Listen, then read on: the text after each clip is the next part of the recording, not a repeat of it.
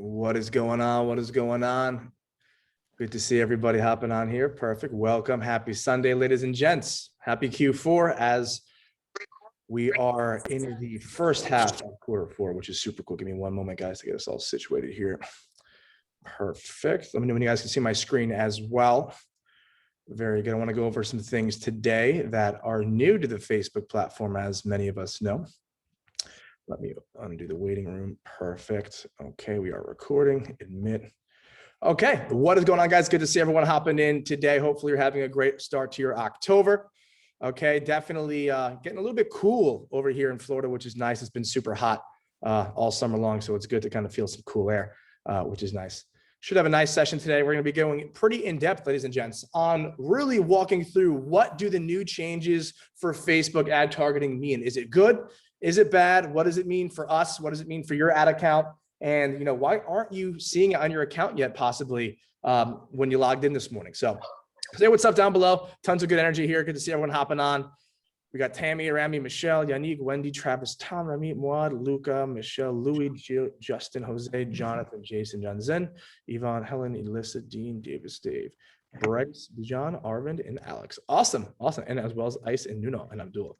What's up, guys? All right. So let me get this.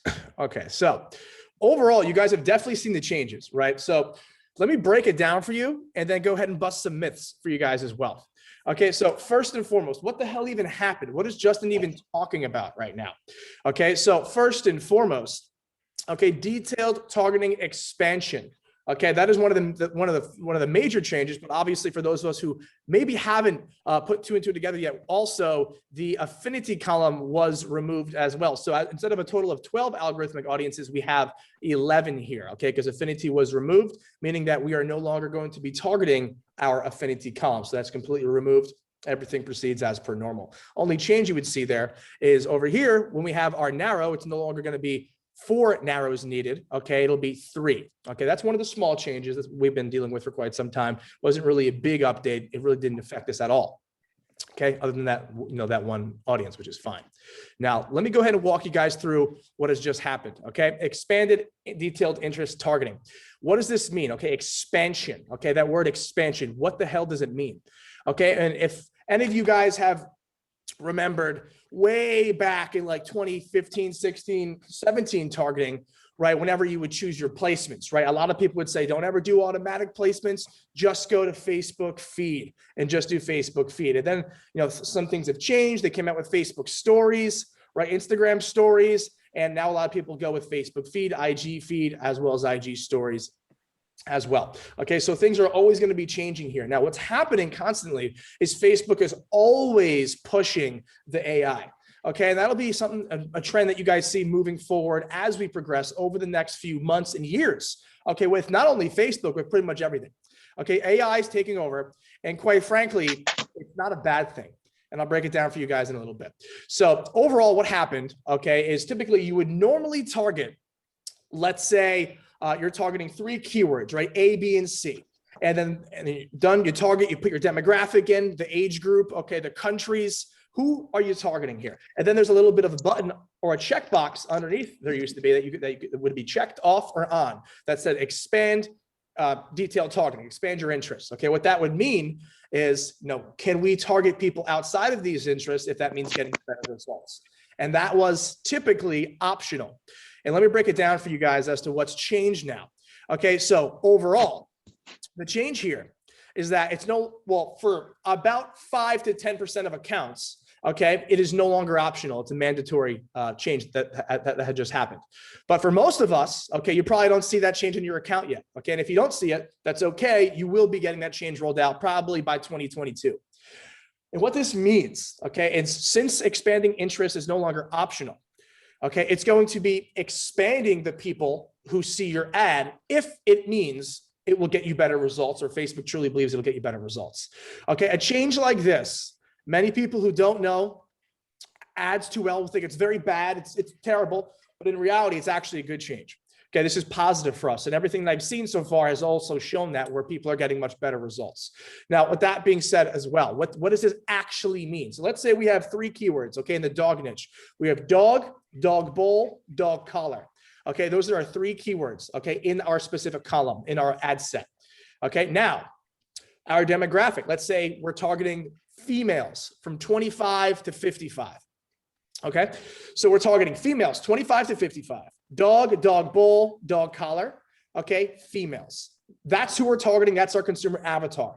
What this means now that if your account has the actual detailed interest toggled on mandatorily, okay, which will roll out to all accounts very soon, what's going to happen is the following. Facebook will go ahead and begin to spur out your spend to these specific keywords that we just mentioned, these 3 different keywords. What will happen here is it's going to stay within the realm of those keywords, of those 3 keywords. Okay, it'll even stay in the realm of the age group and the gender, okay, that you're targeting as well as the countries. Keep in mind here, here's where the change happens. If you're getting some consistency, or Facebook believes, okay, through its AI, which is smarter than all of us combined, okay, that it believes that you will get better results if it leaves that 3 keyword audience pool. Okay, if it leaves that 3 keyword audience pool and expands the targeting that you yourself manually created, it will go ahead and do so. But what will happen is the following. You might have someone who's targeted, who's not in these 3 keywords and who's in a separate keyword, but they will always be within that threshold of demographic, age group, and country. It won't break that. It will only expand your interest, okay, based on who you're targeting initially. If the algorithm, Facebook, AI, believes that it'll get you better results to do so. Now, let's break it down back down about 4 or 5 years ago.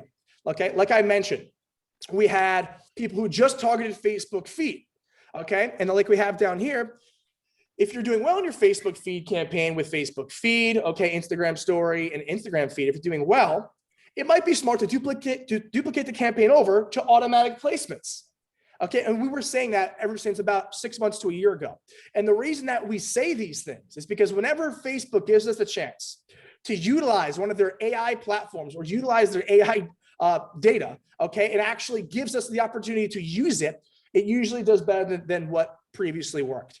Okay, so meaning, don't be upset that expanded interest is on, because in reality, this is actually one of the best things they've done since iOS 14, which is phenomenal. Okay, this is actually a good move for us. And I know I saw a few of us. I know, Dean, you saw great. I know your account was affected. I know you saw a positive actual impact based on this, as well as a few other people that I've spoken to as well, seeing positive impact based on this as well. Okay, if your account isn't affected yet, that's okay. You don't have a faulty account. Facebook rolls out with these based on certain kind of identification points. Okay, so if you don't have it yet, that's fine. You'll probably get it closer into 2022. Now, let's go ahead and break it down like this as well. Remember when they came out with, they just had ad set targeting, then they came out with new CBO targeting. Everyone's like, what the hell is CBO? What is CBO? Now I got 90% of my budgets in CBO, right? Because they actually work better and they perform at a higher rate and they make us more money. Okay, so obviously no one likes change, okay? Especially me, because I have to go ahead and change a bunch of things as well and go ahead and obviously go back to drawing board with a lot of things, but you have to embrace the change, okay? Embracing the change is good, especially if it's a positive change. Okay, so this is a for sure positive change. And I want you guys to understand that.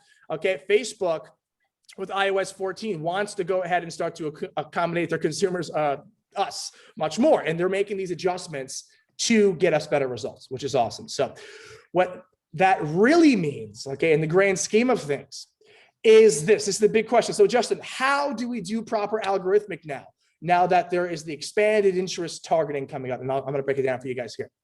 So initially, sizing was very, very, very important for us because there was no AI dealing with the sizing for us. You'd hit the sizing and the CPM is ours, meaning our sizing and how well we're targeting is going to go ahead and be determined by how we stack our sizing and how we are actually styling our columns.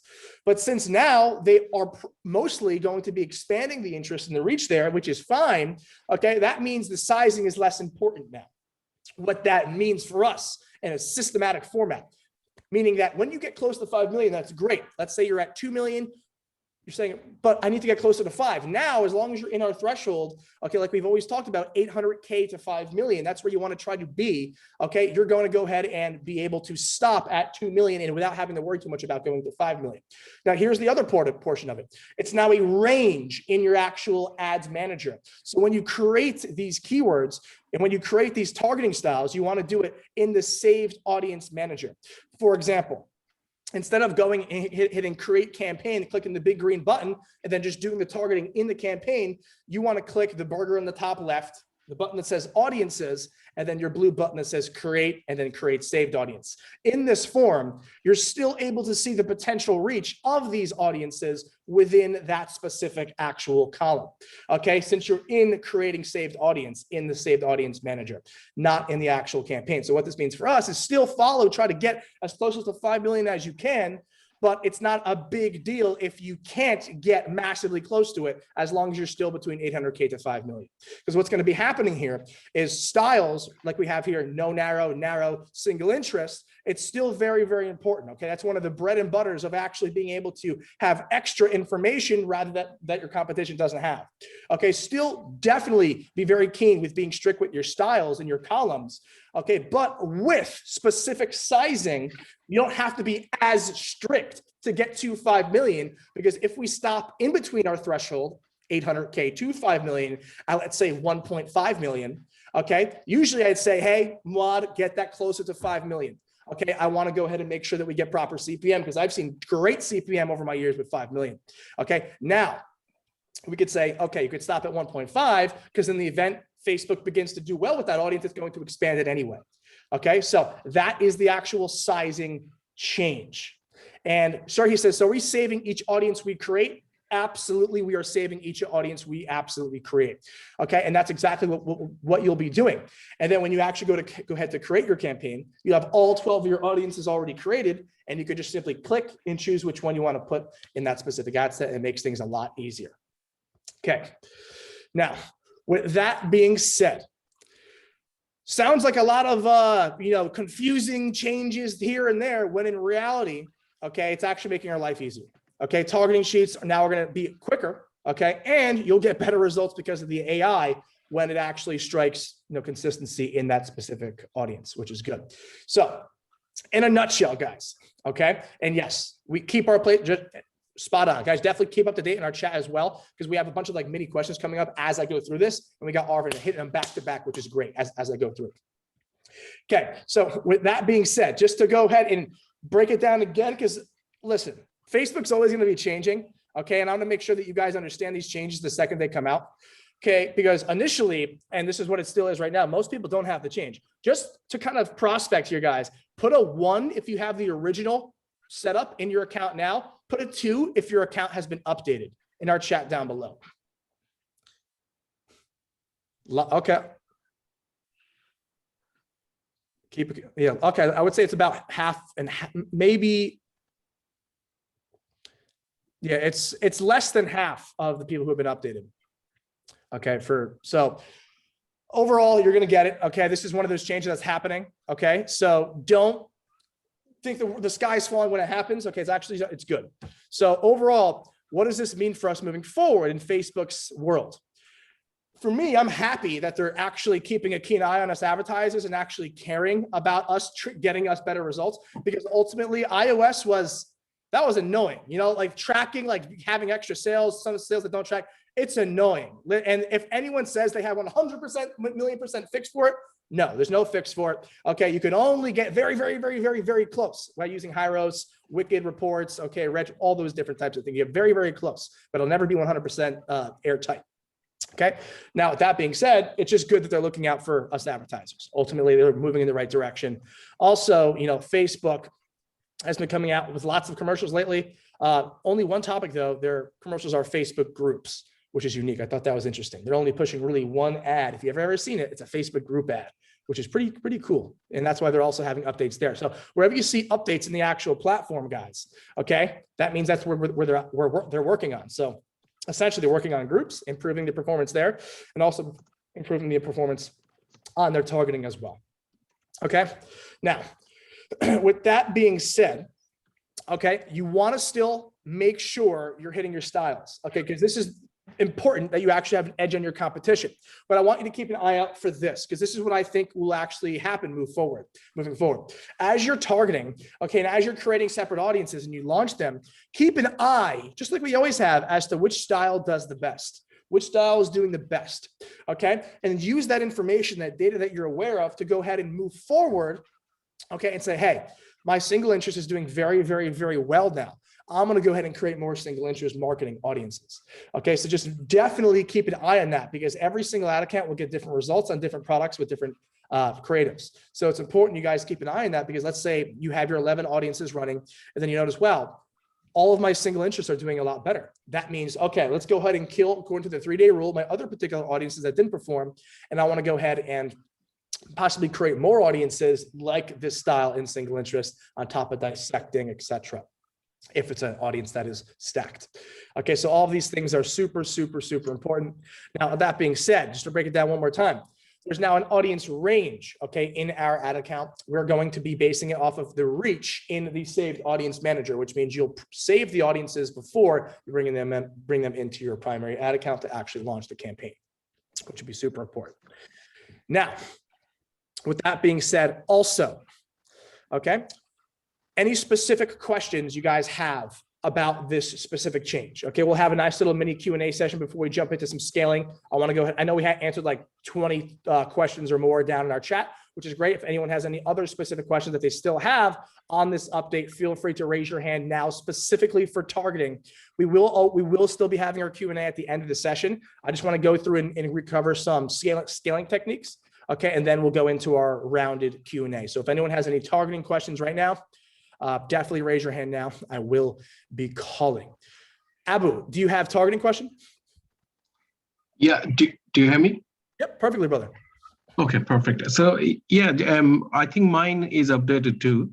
Now, if we check into on the audience manager, there is no placement though. So how should we select those things? Right, you're still using the same exact placements, right? They're still giving you option to choose placements, and we're going to be choosing our Facebook feed, IG feed, as well as IG story. But on the audience, there is no placement option. Right, so essentially they're selecting automatic for you, essentially. So what you'd want to do is, if your specific account doesn't have that rollout yet, because I know accounts that are rolled out that still do have the placement option. Okay, you do want to target primarily those ones I've just mentioned, but if it doesn't give you the option, it's saying just go automatic, you're going to go with the Facebook punch and go automatic along with it. Because essentially Facebook feed, IG story, as well as IG feed, okay, is the primary primary placements you want to go with. Okay, in the event you get to see some great traction and movement, you can move over to automatic placements if your account still shows the ability to use those placements. They might be playing around with placements as well. I've seen many accounts with the update that have placements as well. So for you specifically, roll through the actual ad account creation as is, just with this new targeting style that we just mentioned, and you'll be great to go and continue to run your ads. Does that make sense?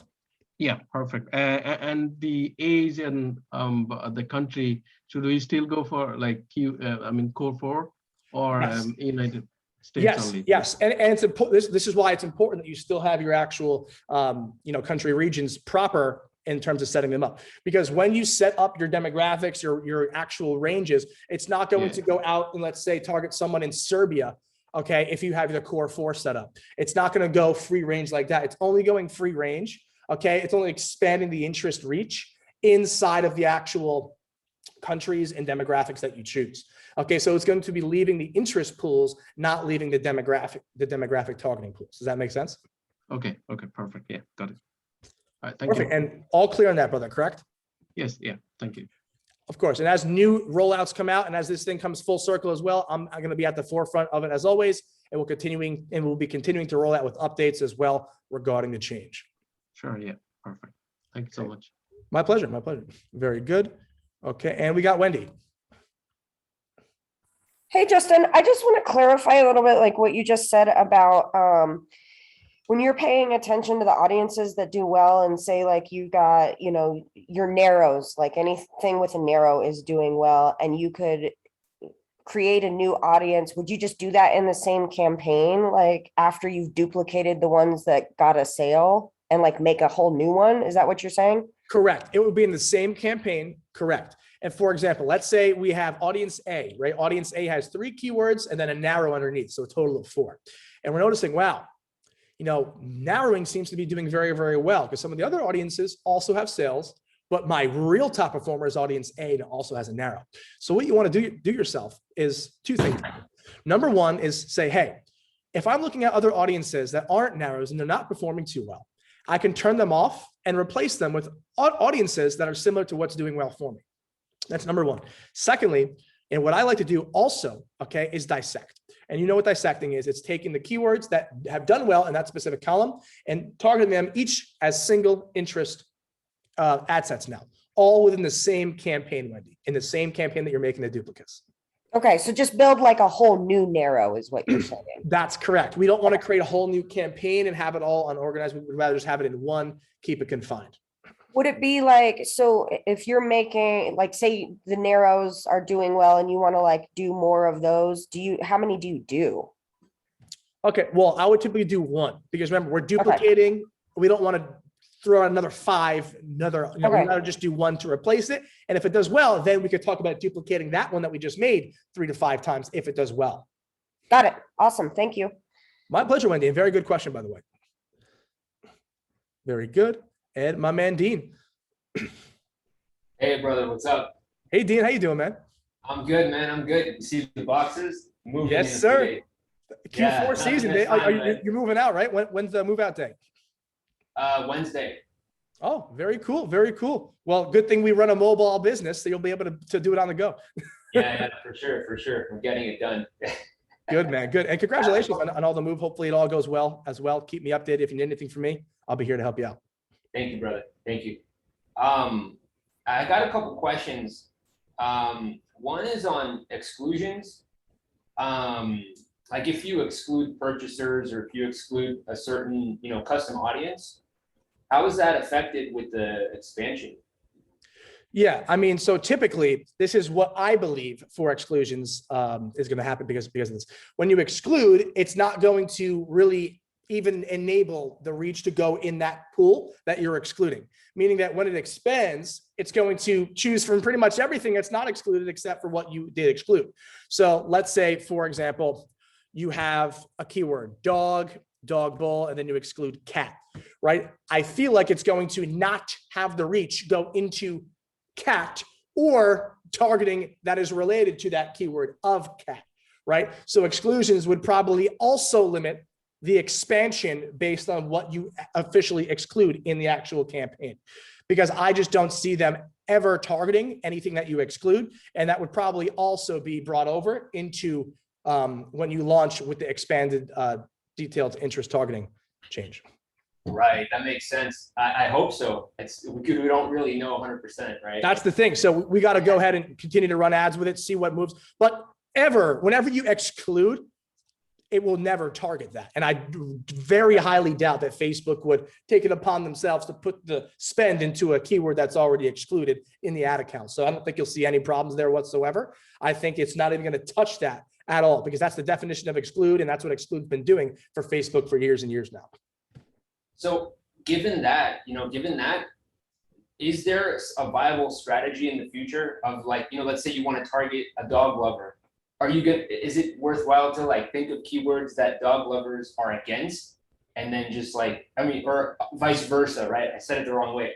Like people that like dogs, they hate this other stuff, or, people that don't like dogs, they love these keywords, like anti-dog keywords or whatever. If it even exists, would you exclude those? Does that make sense? I wouldn't, and I'll tell you why, because exclusions is going to push up CPM a little bit. And okay. Facebook's AI is so smart that I don't think it would even think to put it in a potential pool that's going to be worse than what you already put in your interest marketing. Facebook has so much data. They can literally tell if you want to buy a pen from them at that. They're not going to be squandering the spend. If anything, it's going to make it much more accurate. So overall, I don't think exclusions will be huge. Okay, it will be something that we're definitely testing, but I don't think exclusions will be needed, because if Facebook has the confidence to roll out with this completely in their targeting scheme, they must know how extremely, extremely aggressive it is with hitting the right people. Right, and so far it's working. So yeah, that makes sense. Just, let Facebook do their thing. They've got like this genius algorithm. So far it's working, Exactly. And Dean, I think I saw that it's working well on your account, you said as well, correct? So far, we're 3 days in. So like 2.5 days. So Yeah, far, it's working. literally brand new. This is literally as of 48 hours ago. Now, with that being said, it brought up a great point in my mind, actually. Remember how we talked about how creatives are so important? Now, more than ever, is creatives the king of the hill. Obviously, product, but your product's only as good as your creative, because this is online marketing. So creatives, this is your real chance to hone in on creative, and that is going to be your make or break with a lot of the products moving forward. Is your product good, and does the creative sell it well? So creatives is huge now moving forward, okay, especially because of this massive change. So definitely keep that in mind. Spend a lot of time and energy and effort on your creative, okay, because that's what's going to go ahead and expand it massively to pools who are going to be conveying well with that specific video. Now, with that being said, also, Facebook's AI is so smart. Don't think you have to go ahead and make all these kind of neat and kind of underground weird changes, like excluding this and making this 1.4 audience size here and doing only female here. Don't think you have to come up with all these random things. Okay. Targeting is still targeting. The only thing that's different is Facebook saying, hey, when I could step in and I know I could get you better results, I'm going to do that. That's essentially what it's saying. It's saying, hey, we're going to step in when we're confident we could get you better results, and we're going to go ahead and perform, right? There's no real massive downside to this. It's only upside. It's just kind of knowing what change has actually taken place, just so you can conceptualize it in your mind and understand how it works. That makes sense. Yeah, it's like we're giving Facebook a signal, and then, they're kind of, doing the rest. I was worried because at first, before this change, the expansion that we could take on, it never really worked, but now it's working. So and that's how today, and I was thinking in the shower today. I'm just taking my shower and I'm thinking, I'm like, so they went full speed with this, yet we've never ever wanted to use it because it didn't perform.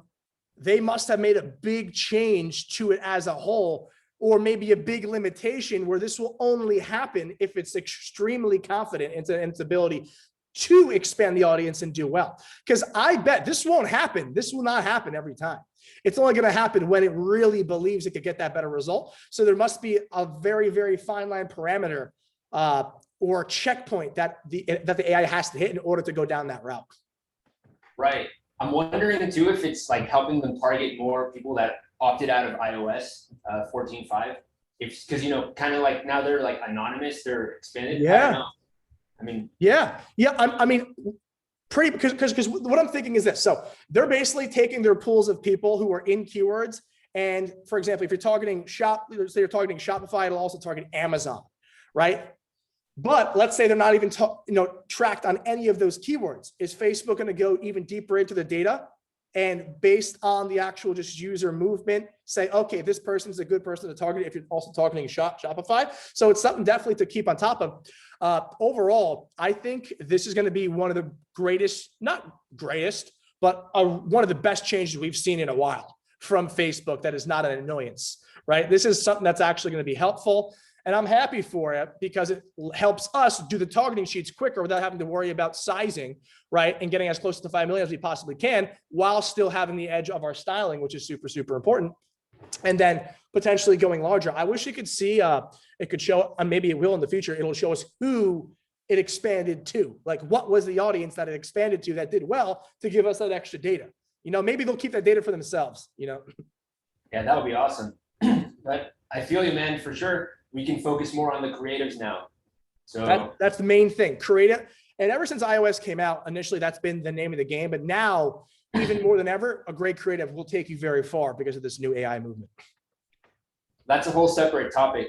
Obviously I want to pick your brain, like what's like the best creative moving forward, but I guess is it just, everything that you've covered in the previous Mastermind? Yeah, no, typically everything that just follows our proper structure, okay, more or less, okay, obviously it's high perceived value, showing it in use, all of these things, and just incorporating and making a high quality asset, not having low quality video footage, not having spammy looking text, exactly how it looks previously, okay, but obviously UGC and corporate, like going the extra mile is more so needed now than ever. I wouldn't even say needed, but just encouraged, because it'll go places when it actually hits on that AI. So overall, same videos as we've always used, as they do very well, but now more than ever, I believe that targeting is going to really blow up the actual ads more than they did previously. And if you think about it, also, if anyone ever knows anything about Google Ads, right? Google Ads is completely pretty much AI, right? It's pretty much automated, and you don't have to change much at all, okay, to let it optimize. Same thing here. Facebook is constantly, if you guys have noticed, right? Now we have CBO, now we have this AI change, we have iOS. It's going into the direction of complete autonomous movement of Facebook controlling the ads, right? And ultimately, that's what we'd rather have, okay? It's fun for us to be able to have certain edges on certain things, which is always going to keep us apart from the competition, but also having Facebook do a lot of the heavy lifting for us in terms of finding a potential buyer is cool. It's very, very cool. So keep that in mind as we move forward. And any changes that Facebook says they're going to make, okay, don't automatically think it's going to be crap. Because I think now with all the government scrutiny and the iOS 14 changes, they're finally starting to think for the marketer on their platform, which is good. So let's give Facebook a chance to go ahead and really prove themselves to us, because this is one of the first steps in kind of regaining my trust, because this shows they're actually editing the platform for the good of the marketer, which I'm very happy with. Now, one thing that they're also coming out with as well, guys, I don't know if you guys heard about this, they're coming out with work accounts. Okay, so let's say you're an agency. I know many people here join the program because they just want help with scaling their clients' ads. Yes, they have 5-10 clients. Okay, and you don't own their business, but you work on it as part of your deal, whatever. They're coming out with actual work accounts where you don't have to tie your own personal Facebook specifically to that account. So this way you could work on a work account and Facebook addresses it as a work account. And I bet that is to go ahead and not only assist with just making agency work easier, but to also go ahead and have a soft push down on the damn bans that keep happening and screwing over small businesses, which is important. So keep that in mind as well. Not many people know about that. I heard that from a birdie in the air. There's also another update coming out, but it's not really relevant to really anything we do. So I'll talk about that later. But overall, these work accounts could be super cool for those of us who are agency owners, right? Because then you don't have to go ahead and straight up tie your personal to an agency. Or another business that you're just doing work for, which is cool. And with that being said, Dean, any other specific questions that you have on targeting, etc.? Yeah, how is this change going to affect lookalikes and custom audiences for the big bangs and also for retargeting? Yeah, so just for the record, it is also happening in custom audiences and lookalikes, okay? And what that means is, like we said before, everything's gonna stay the same, okay? Sizing wasn't really a big problem for us with custom audiences lookalikes anyway in the first place. We kind of just go with whatever they gave us because it's usually always over $1 million, that 800K threshold anyway, and it'll remain that way. What will happen now is the same thing. Apart from seeing results from from a lookalike, okay, it will then go ahead and pull more people who it believes are similar to these lookalike pools as well. So essentially, on the front end, it's going to look the same as to what's been always been happening, but I believe in the back end, what's going to happen is this. Let's say this is our initial lookalike pool here, okay, and this is the expanded interest of who it believes will do well, okay. Instead of just saying, like, at first you target and it look like you'll say you have a $500 CBO a day, you're getting like 5,000 plus reach on that $500 a day on that CBO in that lookalike campaign, which means it's only hitting like a small portion of this entire lookalike audience. So this is one audience, okay? Day one, it's only hitting a small pool of this lookalike audience, okay? What will happen here is if it starts to get sales and starts to do very well, oh wow, doing very well, and it sees a better opportunity to get lower cost per acquisition or better quality consumers in a pool over here that's similar to yours, instead of hitting another pocket completely in the same audience, okay, of that lookalike, it will say, hey, well, it wouldn't say, it would just do this automatically. It would pull from over here, from this one, and put them into this lookalike audience and start really spewing out the spend for these specific individuals, basically taking from a different pool, putting it into the initial lookalike audience pool. And that's exactly how this is working. It's leaving the confines of the initial manually entered pool and reaching out for better people and pulling them into the pool. And that's what's happening here, even for lookalikes. So the same process will happen as interest targeting for lookalikes. And that's a good thing because it's bringing more quality people in, which would, in my belief, my theory would be that it has the lookalike audiences last longer and do better longer because it's leaving the confines of the initial audience to pull in other people, and will continue to do so until the pool is just horrible quality, which will probably take quite some time if it's allowing itself to leave the confines of the audience. Because if you guys think about it, we've had micro big bangs, and big bangs last for months and months and months on end, just with a confined pool. Think about the ability to use all of the audiences, I'm sorry, all of the people within that audience pool and also pull elsewhere. Probably a lot more longevity and less ad fatigue. Okay. And this is just me because I have been doing this and I get how fatigue would work and how their actual bid system works. And that's how I believe this will actually play out with lookalike audiences as well, and how I believe it'll look on the back end of the audiences actually being ran. And, you know, with that being said, it's going to be a positive change, just like it was for interest targeting. And I don't think they'd even roll out with this if it was a negative change, because Facebook users would have exploded in anger to them. Right. Yes. Hopefully, you know, hopefully so far it's helping. So hopefully it'll just keep helping more and more. No, absolutely. And what was that, Sorry, dude? go ahead. What was that? I said, sorry, bro, go ahead. Oh, no. And like, as this kind of continues to go ahead and roll out, maybe we'll see different options added in. But overall, all of my sources, all of my experience for inside ad accounts with the changes that I've seen so far over the last 2 days, all of it has been positive. I haven't seen one thing that has drawn results down. So that's phenomenal sign, which is good. And I'm actually very, like I said, I'm very happy with this because the expansion is giving us more reach to actually bring into our confines, which is awesome. So some good information. I'm happy I was able to share it with you guys today, and I'll continue to go ahead and talk about it as much as we need to kind of be on the same page. I'm super grateful for the group, and you know that we're kind of going through this together, because big changes like this, they can be challenging. You know, obviously it's for the best, but it's really nice to have a solid group where we can all be in it together and learn from each other. And it's amazing to hear that, you know, you're seeing other accounts where it's helping. So I'm very 100%. No, absolutely. And me too, which is awesome. You know, it's obviously annoying to kind of constantly kind of rework how, things work on Facebook, because we've been doing this literally for years and years at this point, and it's muscle memory. Like I log in, I could navigate Facebook Ads Manager with my eyes closed because it's muscle memory, right? But at this point, they're constantly changing things, which is good.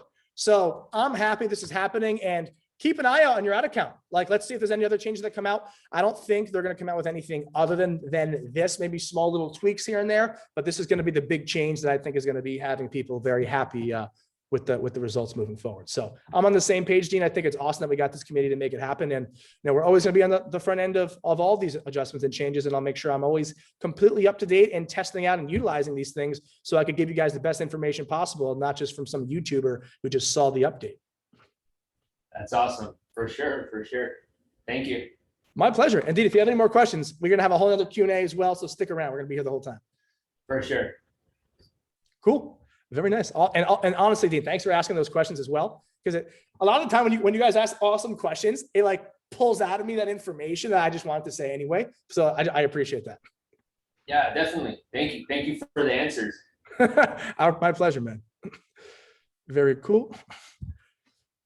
All right. Bijan says, ask for ban removal on our accounts too, right? Can you believe that, like, this is like a $1 billion company and you can't call someone up? Like if we're running 100 to 200K in ads a month and I can't call someone, like something's wrong. You know, that's ridiculous. I think the government should force Facebook to have a call center because they can afford it. Are you kidding me? They can afford it. If you guys have talked to these reps on the phone, they're not paying a pretty penny to have these people because they don't know anything about the platform. I would have to school a lot of the people on the phone, like the Facebook specialist, when he's the Connect Now, I have to tell them, like, I firmly disagree. I'm sorry. And like, it's like, oh, wow, good to know. Good to, and they're open to hearing it, because when these specialists are brought onto the team on Facebook, I think they're given like a PDF from like 2013 that was just never updated because there's so much in there, and they're just spewing random crap that doesn't make sense. So don't take Facebook specialists' words for it. I'm telling you, not a good idea. Okay. Very good. Yeah, and no, Dave's agency accounts are super cool. I have some connected agency accounts as well.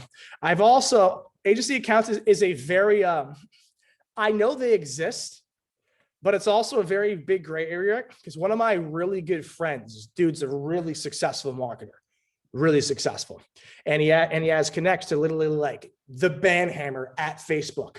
And I get to ask him questions sometimes. And about 3 months ago, I asked him, what's the deal with these agency accounts? And the guy working at Facebook told my buddy, he's like, nope, they don't exist. It's a myth. They don't exist. But I do think they exist. I just don't think he understands the actual philosophy, the theory behind it. They're whitelisted accounts, not agent. Like, they're really whitelisted. And I guess the slang terminology that our industry uses is agency accounts, when in reality, it's actually like a whitelisted account. Alrighty. Yeah, and guys, it's looking like we're gonna have a long session here, guys. So definitely grab some water, some coffee. I'm just reading through all the comments here. You guys are hilarious with these comments.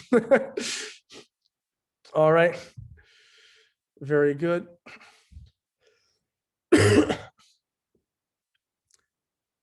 Okay. Okay. Now, next question for Dan. You there, Dan? You with us, Dan? Oh, hey, Justin. Sorry, I'm trying to multitask. I thought I'd lowered my hand, but I'll ask the question anyway. I don't know if it got answered, so I apologize because I hopped on a couple minutes late. It was just to do with our 3 column types. If we find that one particular type isn't performing well and we've cut it because it hasn't hit the KPIs, but we notice that a particular keyword has done well, but the overall, let's just say it, for this example, it's a narrow or no narrow, so there's more than one keyword in it.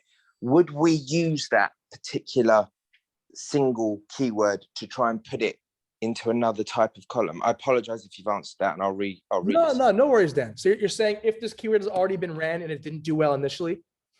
Well, no, it's more if it was part of a grouped column, okay, where it was doing well, but the average of the ad set brought it down too much, so that the KPIs ultimately meant it had to be killed within the 3 days. That's a prime example where I'll do single interest targeting. So yes, you would not do that styling for that anymore. You would just take that keyword out and do a single interest dissection. Okay, because you'd only do a dissection if you'd got to the point where it got past 3 days or longer, wouldn't you? So what I guess I'm saying is that if it didn't get to a point where it got past the 3 days, or it did, but it didn't last long enough to keep going as a grouped column, would you potentially say, hey, I've got dog collar, dog bow, blah, blah, and dog collar. I got your question exactly. And yes, if you have the intel and the data and the information saying, I know this keyword's doing better than all these, maybe you have a software like connect.io or something, and this keyword's doing better, hell yes. You could absolutely remove that before 3-day rule and put it into a single interest dissection, 100%. Cool.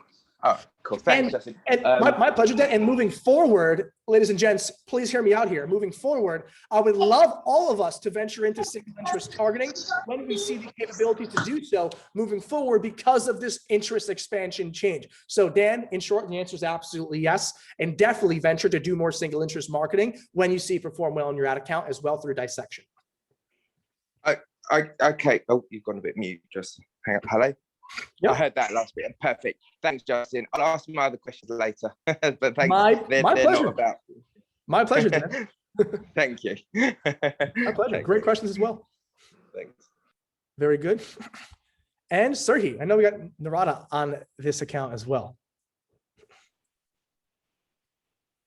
Hello. Oh, hi. Hey. Yeah, so I'm Naradi, and hi, everyone. Hey, Naradi, how are you? My first time here, feeling a bit nervous, but Yeah, I'm good. I just wanted to show my face and show who I am. So yeah, I've got my own account, but I have been working with Sergey, and now I decided to get my own account and so start from scratch. So I'm very excited. Good. And first and foremost, welcome to the program. Well, and we're very happy to have you. And it's a very convenient time for you to join because immediately it's Q4 and it's also a Facebook targeting change. So you don't have to unlearn things from previous. You could just kind of continue to build that foundation now moving forward. So make sure that you start going through product research if you haven't already, Naradi. Okay. Yeah. Where are you at right now in terms of your progress? I have to start from the beginning. Okay. Right. So really from the beginning. So yeah, we're going to want you to go through the product research section just so you can understand the system with finding products and kind of like the ideology between finding something good and not good. A lot of people, when they're new, when they're green or join other programs and join us, they have a very kind of like, I would say misguided mindset for product research and what does well. So the first thing here is going to really to wipe out all of the things you've heard about product research from everywhere else and just focus on what we have here as is very, very consistent for product research. So product research in university, I want you to watch the system there and to kind of just really wire your mind properly. I want you to watch an actual product audit in our advanced mastermind folder in the pinned post of the Facebook group.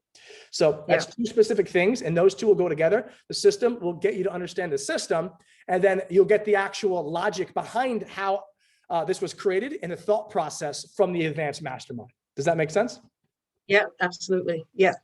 And once you go through there, you're going to have lots of questions. I want you to ask every question that you could possibly think of in our Platinum Club. We're going to go ahead and I'll have a lot of questions, I know. And some of them will be really silly. And I think to myself, I should know this. I shouldn't have to ask this after, quite a few years of trying to get something to work on and off. Things have worked, but other things haven't. So I am where I am right now, in the right place, I feel, at the right time. But I have two simple questions. I think they're simple. Cool. That I wanted to ask, and it's related to what you've been talking about. Cool. So I saw that Aravind mentioned that there is a new video that's coming out. Is that specifically on targeting in the university? Is it like an update?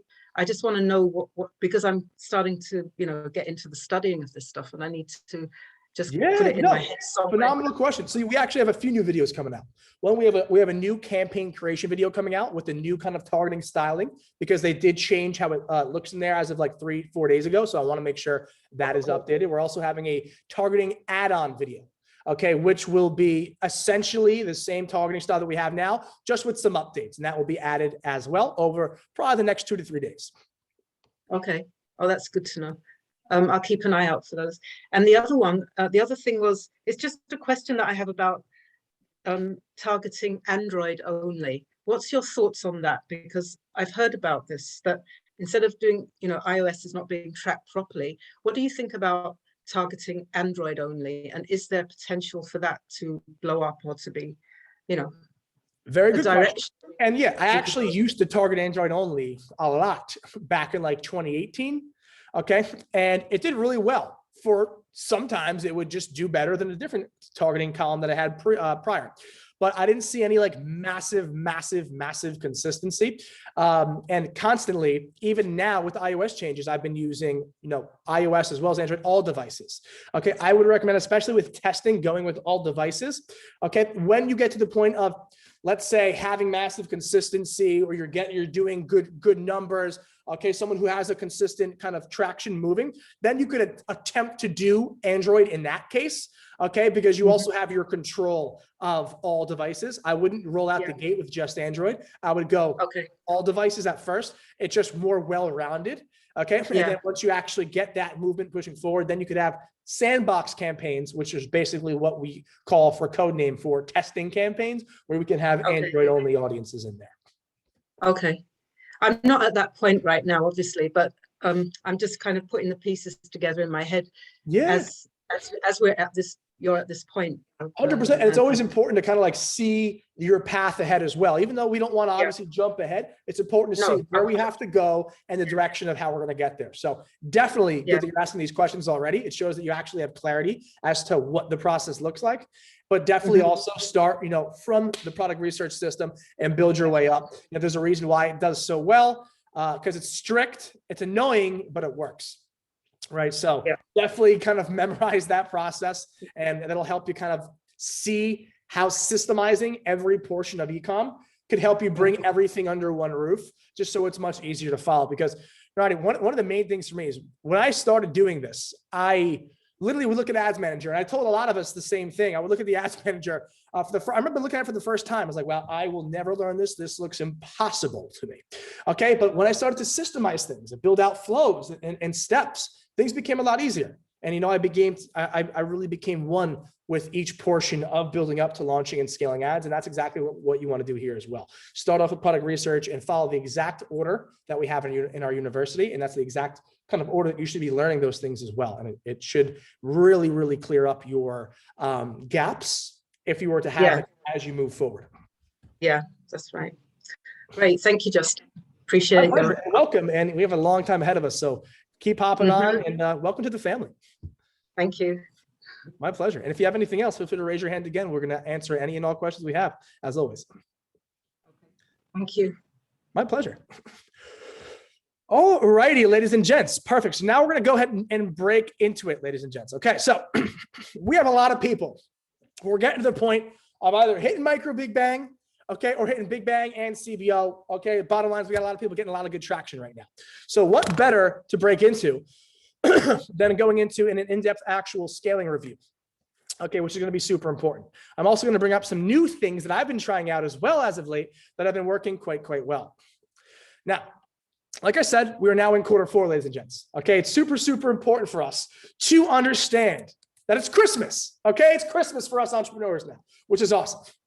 Now, for those of us who have great results, who are scaling or about to scale, or who have been scaling, that's awesome. Okay, we want to obviously continue scaling, but not be too aggressive, but generally constantly slowly build up. If we're still testing, that's still phenomenal. There's more traction during this time of year, and you're going to have a lot more of just kind of biting consumers during this time of year as well. So whether you're still testing and haven't found a winner, or you're getting your first traction and are scaling a winner, okay, or you've been scaling winner for months already and years, this is great for all of us. Okay, so let's go ahead and talk about exactly what the hell we want to focus on this quarter for. Okay, and this is one of the main things I want to bring up here. Okay, so we just talked about algorithmics, so we're going to skip step one here. We're going to go straight to kind of like right here. Okay, now as we know, guys, algorithmic is our first step. Okay, step, really like 1.5 is going to be remarketing right here.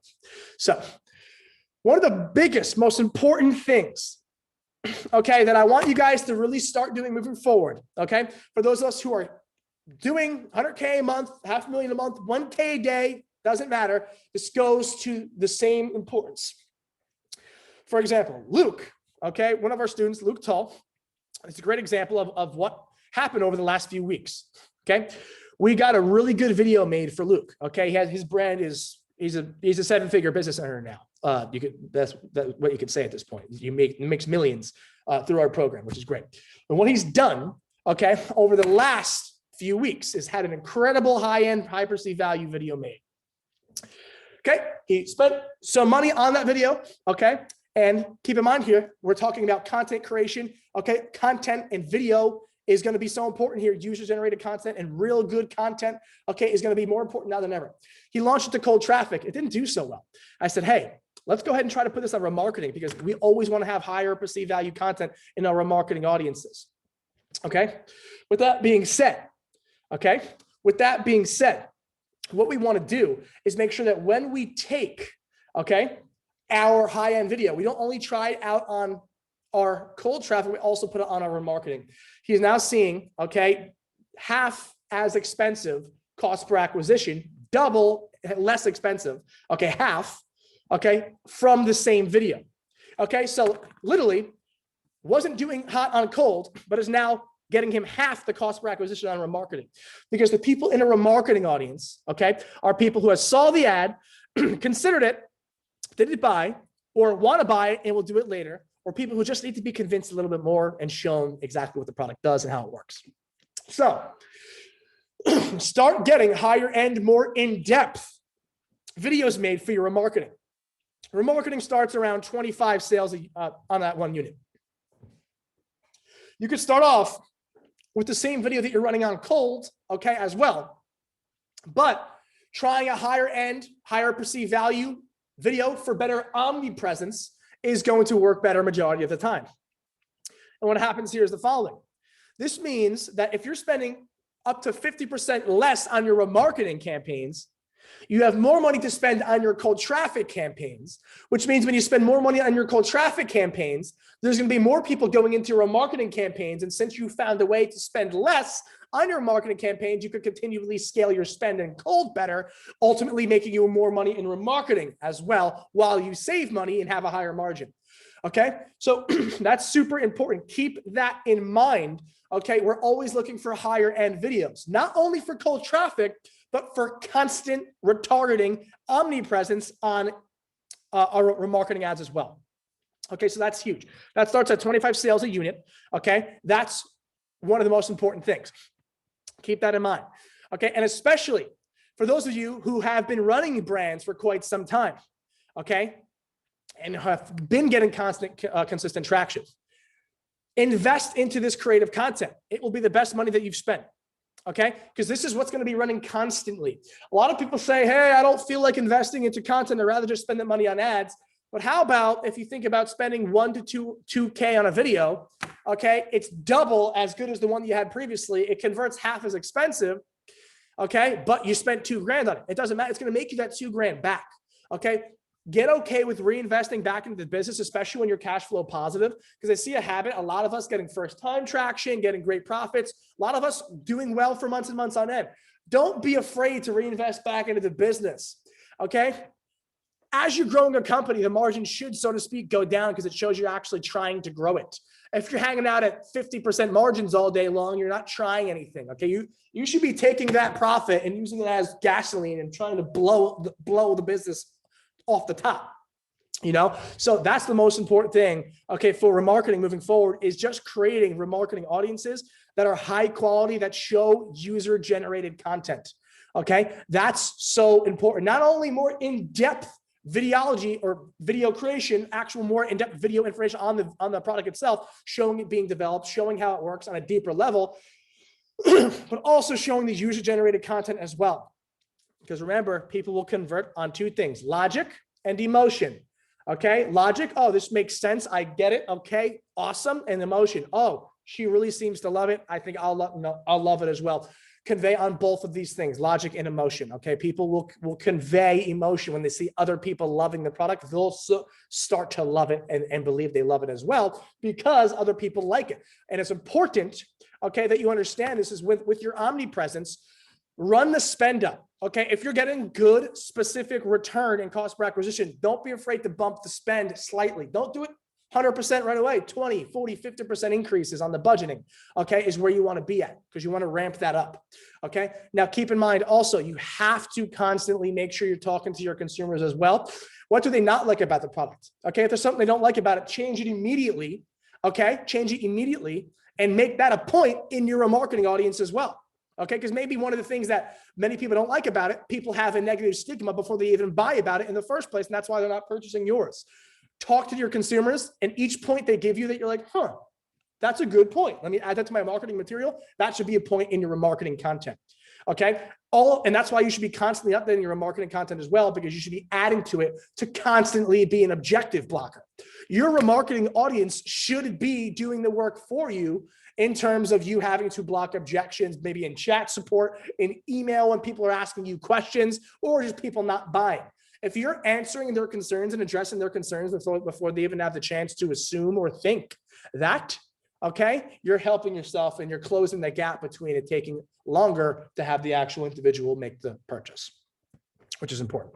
Okay, so 25 sales in one unit. Okay, we want to start obviously retargeting. We want to invest more back into our remarketing moving forward, okay? Especially in quarter four, because you're going to see a bigger return on remarketing, especially if you've been doing well the last few months. Now, with that being said, this is the most important part and why I wanted to bring this up before we break into a Q&A today, okay?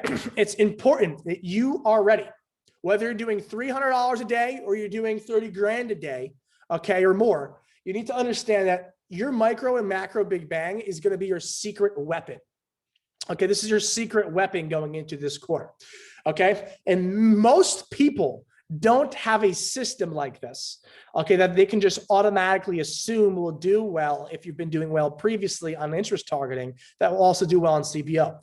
We're extremely good because interest targeting gives us a good indication if micro will do well. And if interest does well, micro is going to do well, macro will do well, and CBO will do well. We're very lucky to have that system where we can foresee the future and the growth of the company just by having the systems. So this is what I'm telling Davis, okay, because Davis is getting like 40% margin every single day. Okay, dude is absolutely killing it. I'm saying, Davis, let's get the Big Bang launched far before October 15th, okay, because we're trying to get our stock in before, okay, we actually launched a large Big Bang. Micro Big Bang is doing phenomenal for us right now with Davis, okay, and it's important that we say, okay, if Micro Big Bang is doing so aggressively well, Macro Big Bang is probably going to do just as well, but like 3 times as well, because it's like 3 times increasing budget. With that being said, once we see micro doing well, we want to position ourselves to be in a space where we're running CBOs on high budgets while our farm, micro and macro, have many audiences doing very well and are ready to be pulled, which means this. Now that it's Q4, I'm not going to wait until end of December to say, hey, Davis, let's get a macro going. No, I'm saying, hey, let's get on a timeline here. Okay, let's get you on Big Bang before October 15th. This way we could trim the fat within the next 3 to 5 days, cut the spend there, still have our micro and macro running, and then have a CBO for micro launch and a CBO for macro launch, okay, almost immediately after that trimming of the fat after the 15th of October, which shows us micro is running, macro is running. That's our consistency. Remember what we talk about, ladies and gents. We have consistency in our foundational builds. Instead of just having one audience at $500 a day, we're having 100 at smaller budget that add up to $500 a day. What does this equal? A consistent foundation like we speak of so many times. And this is when it matters more than ever. Micro Big Bang, Macro Big Bang are our consistency. They're our backbone. We're not going to go ahead and be going like this with margin, okay, and profitability because we have those running, which is great. So now that we have our foundation built and Micro and Macro Big Bang will be launched, it's time to move over into particularly a CBO campaign. Okay. With the CBO campaign, this is important going into Q4. We want to constantly keep a healthy Big Bang and Micro Big Bang. So let's just use Davis as an example. Okay. He's doing very well. He has a Micro Big Bang running, getting stupid profit, very good. Okay. Like 40% return. Okay. We want to make sure this micro stays healthy. Okay. Well, we want to make sure this micro stays healthy, but we still want to launch a Big Bang as well, along with micro running at the same time. And oftentimes when you launch a Big Bang, okay, or another campaign in general, while another big campaign's running, you'll see a slight dip a day or two after that happening. But then it'll oftentimes recover. Okay. That's the key point. It'll oftentimes recover. But in the event that our Micro Big Bang is running, then we launch a Macro Big Bang. Let's say it's doing well for 3 days. Awesome. Then on the 4th day, we see that Micro Big Bang takes a little bit of a dip. And then 5th and 6th day, it's also continuing that dip. Not a good sign that we're seeing 3 days straight of downtrend in our Micro Big Bang. So in this case, what we want to do is the following. Okay. We want to go ahead and recreate all the custom audiences for Micro Big Bang and relaunch it. Oftentimes, okay, it will really reset the consistency of it in the first place, meaning instead of downtrending, it'll start to uptrend again because we refresh the customs, which is great. So what I'm saying here is we always want to keep an eye on our Big Bang and our Micro Big Bang while we're running the CBOs, because oftentimes you'll be doing such great revenue and making such good money with your CBO, you'll let these kind of deteriorate. And this is my humble request to all of us. Don't let these deteriorate. Okay, keep an eye on these even when we're running the CBO, because guess what? These are our pools, okay, to run CBOs long term. You have so many audiences in here that at any given time you can pull it and replace an audience in a CBO that wasn't doing well, and it would probably push the consistency and profitability up because it's a new pool of people. Especially with the targeting changes that were just made, I believe these will last a lot longer as well, which is great for the farm system, okay, which is awesome. So keep that in mind. What I'm not highlighting the obvious of how we do this. I'm highlighting the fact that we want to keep track of how these are doing, even when we are running the CBOs. The short version of what I just said is when we're running the CBO, please keep an eye on the Big Bang and Micro Big Bang to make sure they're both constantly doing well. And in the event they're not, we'll refresh the customs and relaunch that specific campaign to always have a healthy farm going into the end of Q4. Okay, because having a Micro Big Bang and a Macro Big Bang doing well, okay, is the secret weapon to scaling huge, because it allows you to pick and choose from so many different options of highly performing audiences that when CBO comes time to launch, it's going to scale pretty much the same day, maybe the next day, because you already proved the audiences and what's doing well. Okay, so if you guys get what I'm saying in terms of the importance of Big Bang and Micro Big Bang always being nurtured, throw me a 7 down below if that makes sense for us here. Okay, it's super, super important. We keep that in mind. Good. Tons of 7s. It's important that we don't just, oh, Micro Big Bang is running, screw it. What? No, keep an eye on it. Okay, keep an eye on it, because that is going to be your heartbeat. Okay, and obviously we could still have algorithmic running, still have dissection running, still have other campaigns running as well. But from experience, I know the highest performers are going to be micro and macro when it comes to being consistent day to day, which is super, super important. Okay. Whew. Now, with that being said as well, with CBO, okay, we obviously talk about 20% budget increases, okay? If you're doing drastically well, okay, like you are, Davis, okay, what you want to do is maybe consider, instead of 20% budget increases, going upward to 50% budget increases. Now's our time to be aggressive. If there's ever a time you want to go ahead and bump up the 20% edit rule to 50 or be a bit more aggressive, now is the time. Okay, so it's super, super important to keep that in mind. If you have a super profitable CBO and you want to ultimately just get to that next level of scale without having to wait a few days to incrementally increase budget, you may increase by 50%.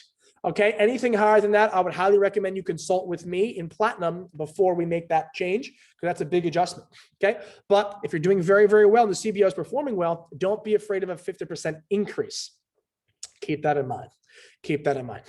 Now, ultimately, in a nutshell, okay, we need better videos for our remarketing audiences. We need better nurturing of our micro and macro Big Bang campaigns, and more aggressive increases of budgeting on the CBO in this Q4 moving forward. Will I recommend this in Q1 and Q2 or Q3 of next year? Probably not. But in Q4, magic happens. Okay, so we want to be as aggressive as humanly possible in Q4. Okay, and if that means increasing budget by 50 instead of 20%, we're going to do that. Okay, now with that being said as well, micro, macro, CBO. Okay, 3 very important things that we have here in our system. Some of the most important for your campaigns altogether. Okay, it's going to be very, very important that we understand that this is a system, and you're not going to just launch Big Bang without launching Micro Big Bang, or a CBO without launching Micro Big Bang, unless we specifically make plans otherwise stated. Okay, now with that being said, micro, okay, should be constantly maintained, macro should be constantly maintained, and CBO should be constantly audited. What I mean by this, you're not going to be constantly adjusting the Big Bang budgets, constantly adjusting the Micro Big Bang audience budgets or increasing them. No, these are going to be majority slow cook campaigns that'll just be moved over, okay, and put into the CBO. These are more what I call slow cook campaigns, okay? The CBO is where we're going to have most of our fidgeting going on. What I mean by this is if we scale by 50% and it shits the bed and doesn't do well, we're going to revert back to the previous budget and let that slow cook the next day or so to get the consistency back. Okay. Let's say we look in CBO and, oh, it's doing well, very well. 3, 4, 5 ROAS. Awesome. Okay. But we have 5 audiences in the CBO and we notice that 3 out of the 5 are getting 90% of the spend because the KPIs of the other 2 that aren't getting the spend suck. It's our job to notice that, turn off the 2 that suck, compared to the other 3, turn them off, and replace it with another 2 from our micro or macro big bang audience for a mixture and total of 5. Okay, keep that in mind. We're always adjusting the CBO. We're not always adjusting the MBB and the BB. The micro big bang and the big bang act as your foundation of your house, okay, which you don't ever have to replace. Okay, but the CBO acts as your roof, which, you know, every 15, 20 years you got to replace. Okay, keep that in mind. CBO, we are replacing things, we're adjusting the budget. All of these things are super, super, super important to understand. And these are a bit more advanced ideologies with these systems, okay, while we're utilizing them. So micro and macro, they sit and they cook. While CBO is we fidget, our fidgeting campaign, okay, because we're constantly going to be trying to increase the budget, swap out audiences for other ones, etc. Hear me out as well. Hear me out as well. We're not going to take 3 audiences from micro big bang and pair them up with audiences from big bang and make a CBO. Okay. What do you guys think we're going to do for micro big bang and big bang when it comes to creating a CBO? What happens here? Are we keeping them separate? Are we mixing everything? What is going on? Right. Dean says 2 separate CBOs. Absolutely correct. We don't mix micro with macro, etc., and vice versa. Okay, we are solely putting micro audiences in its own CBO and macro audiences in its own CBO as well. And that's super, super important. Okay, so with that being said, I want to go ahead and start taking questions as well for scaling, product research, targeting, what have you, as we are getting in closer to Q4. Start raising your guys' hands as well. Now, I know we answered a ton of questions already. If you don't have any questions, that's great. Still stay on though, because the questions that you don't have that your peer will ask ends up being the most important question a lot of the time. Okay, so if you don't have questions, still stay on and listen to these answers, because it's very, very, very important that you know what you don't know. And honestly, the biggest enemy is what you don't know, because you don't know it. And our goal here in BSF is to make sure you do know what you don't know, even if you didn't think you had to know it. If that makes sense. Okay. Anyway, okay, let's go ahead up here. Perfect. Awesome. So we got my man Abu. What's going on, brother? You with us, brother? I think. Hello, do you hear me? What's up, Mr. 200K a month? How you doing? How are you? I'm good. I'm good. How's everything on your end, man? Good, good. Thank you so much. Thank you. And yeah, I was actually doing the algo sheet today, and it's really great to have the algo sheet updated. So, I mean, the information. That's why I wanted to just address it today, because we're getting tons of questions on it. And I'm like, well, it's Mastermind Sunday. Might as well go ahead and address this specific point. Keep in mind as well, it's not really a big change where we're gonna have to do many things different. It's more or less just gonna get us better results, which is cool. So I'm excited. Exactly. Yeah. Yeah. So I have another question, question related. One of my product usually working during the Q4. So last 2 Q4 interest targeting was worked superbly, profitable. But as soon as we start to do the LLA, especially after 3-4 weeks, it start to die down or start to lose. So last year we had a great profitable, between the interest targeting, then MBB, and then once we started the big bang, the macro big bang, started to lose money. So I just paused the ads, and I usually run on Facebook and Instagram feed, because I've tested it maybe 2017, and it was the best on these 2. So I never, since then I never change it. So do you have any suggestion? How can I start again this year for that product? Yes, I do. And I'm so happy you asked this. So just for example purposes, what revenue are you putting up usually during Q4 with these systems, micro big bang as well? I mean, for this product, is it? Correct. What revenue is coming, you saying, or? Right. So as you run these systems, usually what type of revenue do you usually get? And then it dies down and then you want to go ahead and have a fix for it. I have a really good fix for it. Just so everyone understands, like what type of revenue are we talking about here? Well, yeah, so at some point it even, get like 7-8K a day for a few weeks, even 2-3 Okay, weeks. so got it. So $8,000 days. Awesome. Now, with that being said, $8,000 days is great. Okay. What's hard about, 10K, 15, 20, 30, 40, 50K, okay, while getting good return is keeping it consistent. Okay. So one thing that I want to go ahead and bring up here, and I'm happy that you brought this question up because this should really help you out because you've been doing the same style placement targeting, okay, for quite some time. One thing I want you to do is to refresh the audiences on a die down is refresh the custom audiences. Okay. Refresh the custom audiences as we're aware of, okay, and literally recreate the custom audiences. If you did it from 180 days, do 365.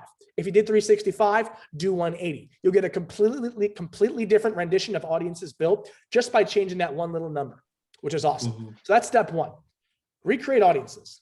Step two, change duration. Okay. So by recreating audiences, it's a different pool of people, completely different push. Secondly, different actual duration number, which means Facebook will only be going back either 180 days or 365 days, which is going to give you different data than one or the other, which means this will change the data. This will change the data.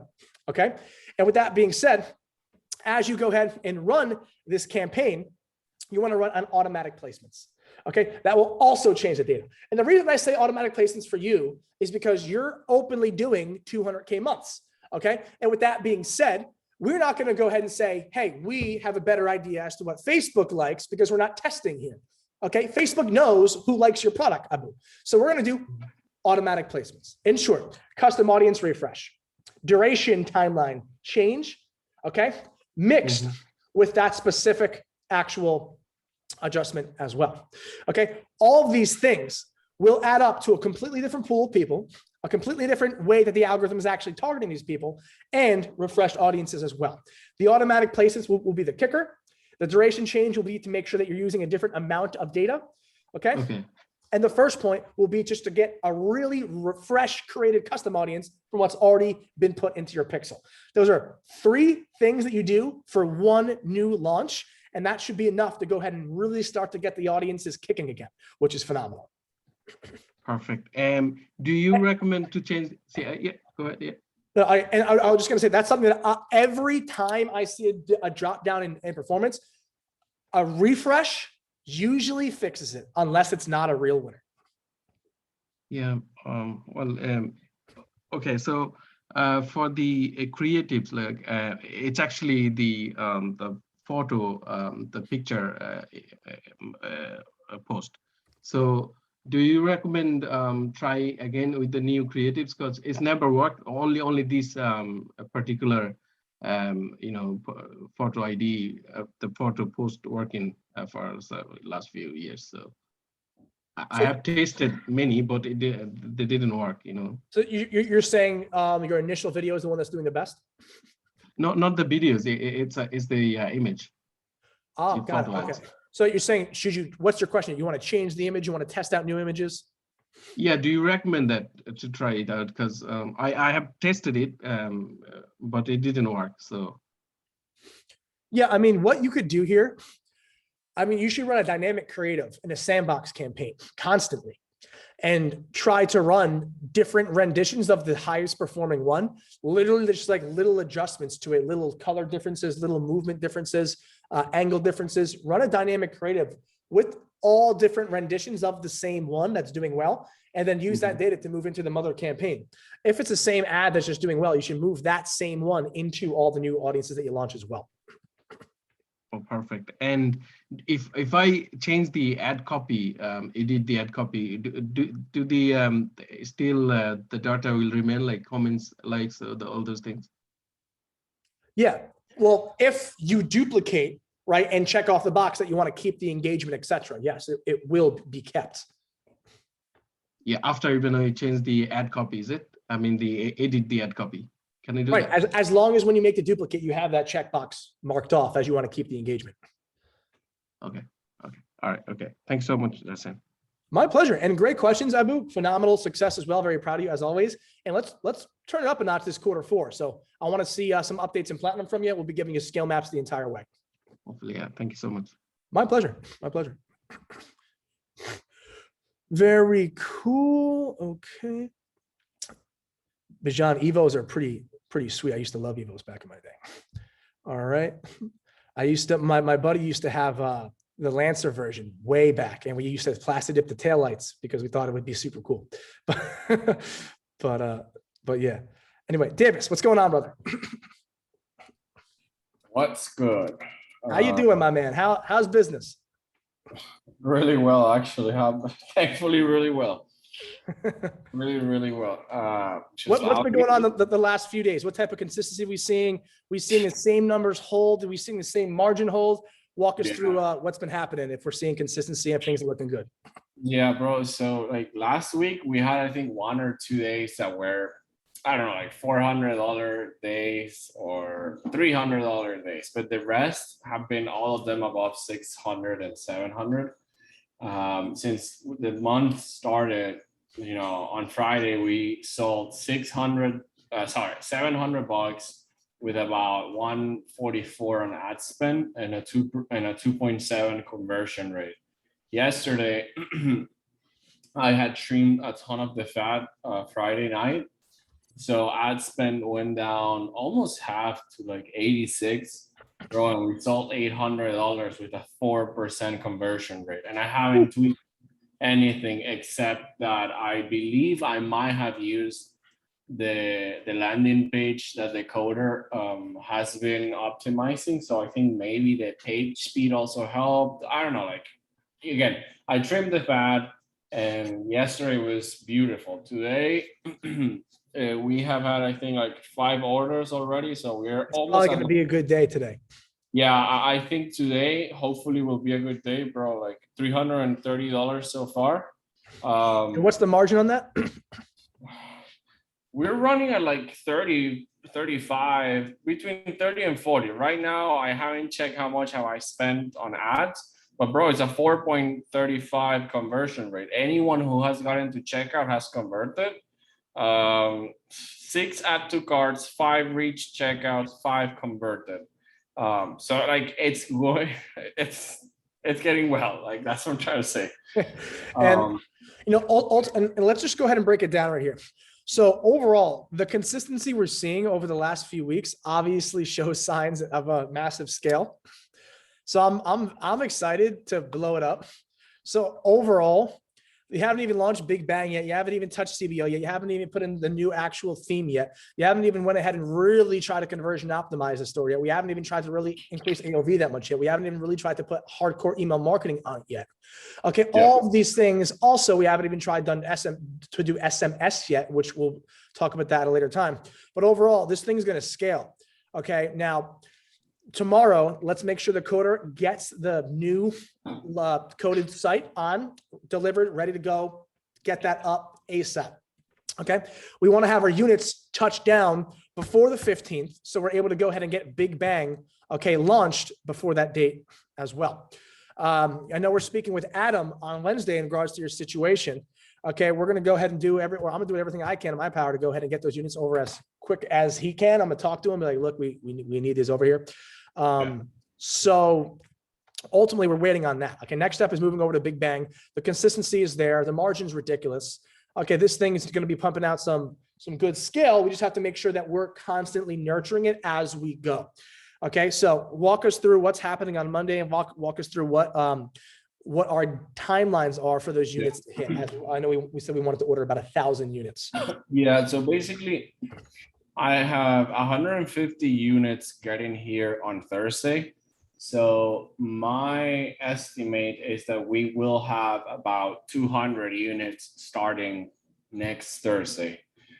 Okay, and then the other 350 units should arrive the next Friday. So like on the 15th, which is when we're shooting to launch Big Bang, because let me just check the calendar. Yeah, so look at this. This Friday, the 8th, we're gonna have about 200 units. That should last us about a week. or a little more. I am expecting that on Friday the 15th, we get the remaining 350 units in house, which in my opinion is what will allow us to launch Big Bang and be able to sustain that high level of order that's gonna come, okay?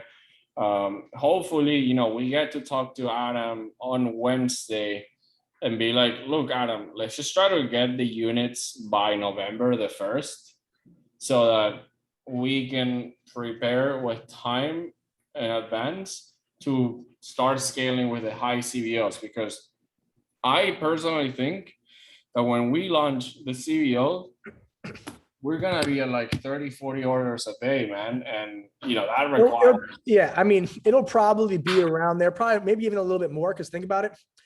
Big Bang will probably get triple what we're getting already from the daily orders, which that would probably take us to that number. CBO might take us close to like 60 to 100. Once, because we're also, Davis, this is one thing I want to bring up also. We're not going to start off at $150. We're going to start off at 500. Yeah, that's why I said I think it's gonna take us really, really fast to where, you know, those numbers that you're saying. Yeah. Right. So one thing we'll talk about more after the session as well in Platt. I want you to really get the team in line and the customer service individuals ready. And we possibly might want to get another individual on board, right? Just because we want to be prepared, right? Right now, the Facebook page feedback score is hot, above. It's really good. I think it's above 3.5 right now. Is that correct? It's in 3.9. Yeah. Yeah, which is good. We want to only increase it. So let's have 3.5 as our bare minimum. Okay, we're not going below that. Okay, we're going to go ahead and focus on getting that up to 4, 5-ish. Okay. I would love that. Yeah, I would love that. And ultimately, when we launch the Big Bang, it's going to blow things up. And what's going to happen here is going to get the momentum moving forward. The pixel is going to be firing like crazy. CBO is going to eat it up when we add that budget to it. As long as we're moderating that CBO, which we'll be doing on a day-to-day basis, because day one it might flop and then we just leave it on, switch out some audiences, then scale it up. So I'm very excited for that, but we're not going to really move it to that direction of CBO until we launch Big Bang. So our next step is let's get this new theme on our site tomorrow. Okay, let's get these units in house and get the estimates for when we'll get the $1,000 of the 1,000 units from Adam as well, just so we could kind of time our scales. We're not going to be doing one huge scale. We'll be doing many incremental scales as we have more units in house. Yeah, no, I agree. Okay, and then I'm talking to the email guy today just to get that set up by October 15th, at least our flows. And remember, I also have 100 units coming of the second product that I wanted to like cross-sell via email marketing.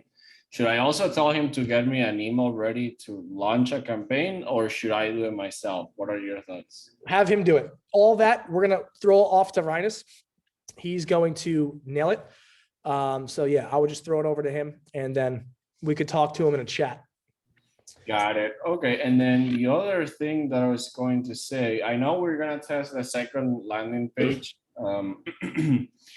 We had spoken about 25 to 35 audiences. Which are those? Are we looking at just like one to two to three across all the types of audiences, or what are you referring to in terms of which audiences should we use for that mini, micro, Big Bang? Yeah. So ultimately what I would do is, since we already launched a micro Big Bang, Dave. So what we want to do is preferably choose from audiences that haven't already been tapped. So we could start from 5 to 10, right? Since we've already been running the micro Big Bang, we could go 5, 6, 7, 8, 9%, 10% and use those as, now that I really think about it on a deeper level, I'd rather do that rather than just pulling audiences from 1 to 5%, as we're already using those in micro. This will also give us an opportunity to go ahead and have another campaign that does well that we can also scale, okay, with audiences we're not using yet. So it'll start at the 5 to 10%. Does that make sense? Okay, with 55 ad sets then. Yeah, I would say maximum like 50. Okay, so because if I'm gonna do 5 to 10, and you could just take a few out here and there just to make it 50. Okay, got it. Okay. And then the other thing that I was gonna let you know is, yeah, I'm in the process of also trying to get some UCG for the testimonials that we had discussed. Yeah, I mean, that's about it. Let's just get Adam, because we want to have these units by November. Otherwise, we're gonna be left behind with like the same thing that keeps happening. It's like I don't have enough units to scale it the way I want to scale it. Right. So with this next order, we want to be aggressive with that buy, especially because it's quarter 4. The stars have aligned. We're going to blow it off the roof. So let's talk to them. Maybe we'll even do a bit more than 1,000. We'll see. We'll see. I wanted to do 1,500 units just to be on the safe side. But yeah, I mean, I'm happy. I'm open to. Yeah, we'll talk to Adam because typically I want to hear what he has to say about our situation, the situation. And quite frankly, we could even pay for 1,000, and then for us, since we're BSF, he'll just like hold them in the corner for us. And we pay for them. But regardless, we want to get him on a really, really good side. He's a really good dude. And ultimately by, buttering him up and giving him a good reason to want to do well is going to come back, because once we scale and the supply chain gets ridiculous, he's going to have it handled like that. Yeah, no, that's what I want. Okay, so I'm just taking a note here, customer service. I'm gonna call my friend from Venezuela, because right now, thank God, bro, I don't have people complaining, like it's one or like here and there, like, oh, this doesn't work, like you like replace it, send me a new one. I haven't done I think I have done only one refund in the whole 3 months. Other than that, it has been just replacements. Having the FAQ on the website has helped a ton, because I don't get emails from people asking like stupid stuff. But I'll ask her so we can bring her on board, because it's going to be really cheap. I don't think it's going to be more than $50 a week, by the most 100. Just because, again, she lives in South America, and it's really good for us. So yeah, I think that would be it. The other thing was, what else? Oh, for the Facebook score, do we want to get someone to help us have that Facebook score like 4.5 or not? Yeah. So right now the score is so nice, so fluent, so consistent. We don't want any third party in there. Let's let our consumers go ahead and give us the reviews they want to give us, and it'll stay above 3.5. It's going to probably go above, especially because we're going to have Adam checking all the quality of the products as well. So we're in a great spot, man. We don't want to make too many big adjustments. Let's focus on what we talked about, get on the phone with Adam and go ahead and get those units, and then hit a big bang, and then obviously scale with CBO. And then I'll hawk that with you, because that's going to be obviously hectic, and I'll be there every step of the way with you. Yeah, the last thing that I just thought about, are we gonna test like those videos, or that last video that I sent you that Manny did? And if so, when do we do it? Do we do it like at the end after we have done manual bidding, or what? What we could do is, for half the audiences, we'll like in the new campaign that we're testing the new actual landing page with, half of them will use the original video, half will use the other video. And we'll kind of get 2 birds done with 1 stone, because remember, if someone's clicking through, it's not going to affect their conversion rate on page if they're seeing a different video before they even hit the page. So we could test that video in the sandbox campaign, and also go ahead and test a new landing page at the same time. Well, I'll hit you up if I have any questions. Yeah, and we'll go through that. That'll be simple for us, but we'll get all that tested. With that being said as well, okay, let's not make any big adjustments. We're running very consistently. What I love about this is we could have scaled this at 10K a day a while ago, but we're keeping the consistency to dial in the supply chain and feedback score. So this is a long-term business, years and years and years, and not just a 6-month company. Okay, that's the goal here, to make this where your kids are working on it, Davis. So, ultimately that's what we're looking to do here. So, okay. Well, we're good. We're good, bro. Like, we're in good, on good track. I think we're gonna do very, very well with this store. I'm very, very happy, and let's just also, long term, we'll get into Google and those types of all that fun stuff as well, which is cool. I'm also one of the other businesses I'm running. We're running brand new YouTube and Google ads right now as well. I have a really good media buyer in-house as well that will be able to go ahead and get on the store as well. So lots to make happen. I'll hit you up also after our mastermind to send over some assets your way. Yeah, let me know if you need anything. Sounds good, Davis. And again, man, congrats. This thing's about to blow up. Get excited. I'm excited for you. Thank you, guys. Very cool. Very cool. Okay. Cool to hear that. Okay. And my man, Watt. Hey, what's good, Justin? Can you hear me? What's going on, brother? How you doing, man? Man, bro, I'm about to turn 22 in 2 days, and honestly, I could not be in a better place in life with this amazing community. So you tell me, man. I'm doing phenomenal. How about When's you? your birthday? What day? It's on the 5th. Oh, yeah. Happy birthday, man. Happy birthday, Big 22. Appreciate it, bro. Appreciate it, bro. Bro, I've been watching these mastermind videos, and when you go like haywire and start talking fast and like breaking shit down, like that shit hypes me up like crazy. Like I'm like the chemicals in my brain start flowing. Appreciate all those videos. But yeah, coming up on that one month mark, and I'm super hyped that I have like the right perspective coming into e-commerce. So that's beautiful, man. Hey, man, we'll never stop over delivering with that type of energy and everything else we try to make happen. Literally every single day, the team and I are literally busting our ass to make sure everything is as perfect as we can get it. We literally are all day, every single day with nurturing this. So, we're going to be, that's never going to stop. And I appreciate that feedback there, Maud, honestly. And, have a great birthday for me, man. You should really enjoy it. You got a lot of good stuff ahead of you, man. So young, making it happen. I'm very proud of you, man. Thanks, man. That means a lot. And thanks to everyone in the chat. So I have a couple questions. Okay. My first question is, what is kind of the best way to find like a new marketing angle for products, right? Because I mean, I was reading a little bit of direct marketing, that I'm sure you know the book. And it's like figuring out like how to market like a product differently, right? Everyone else is selling the same product. So what's the best way to kind of go about like finding these different marketing angles? Because that's something I've struggled a little bit with. So is there any like shortcuts or tips that can help me out? Hell yeah. And let's put it like this. So first and foremost, your marketing angle is one of the most important things, just like video, just like product marketing angles right there. Okay. So knowing how to differentiate yourself is super important. One of the main things you want to do is start to think about logic and emotion. You have to tie your angle to both logic and emotion. It can't just be one or the other. Obviously, that's basic stuff. Logic and emotion. Okay. We talked about it many times. Logic and emotion. Secondly, okay, one of the main things to keep in mind as well is by having a differentiative marketing angle is not saying change the angle completely, taking it away from the original one. Okay. Because if acne cream is meant to take off acne off my face, and the angle that I'm hitting is not even mentioning how well it does that, you're going to be sacrificing that angle to hit something else that's differentiative, which is probably going to push down your overall demand. So instead of completely changing the angle, you should add on to it. Okay, give it some diversification.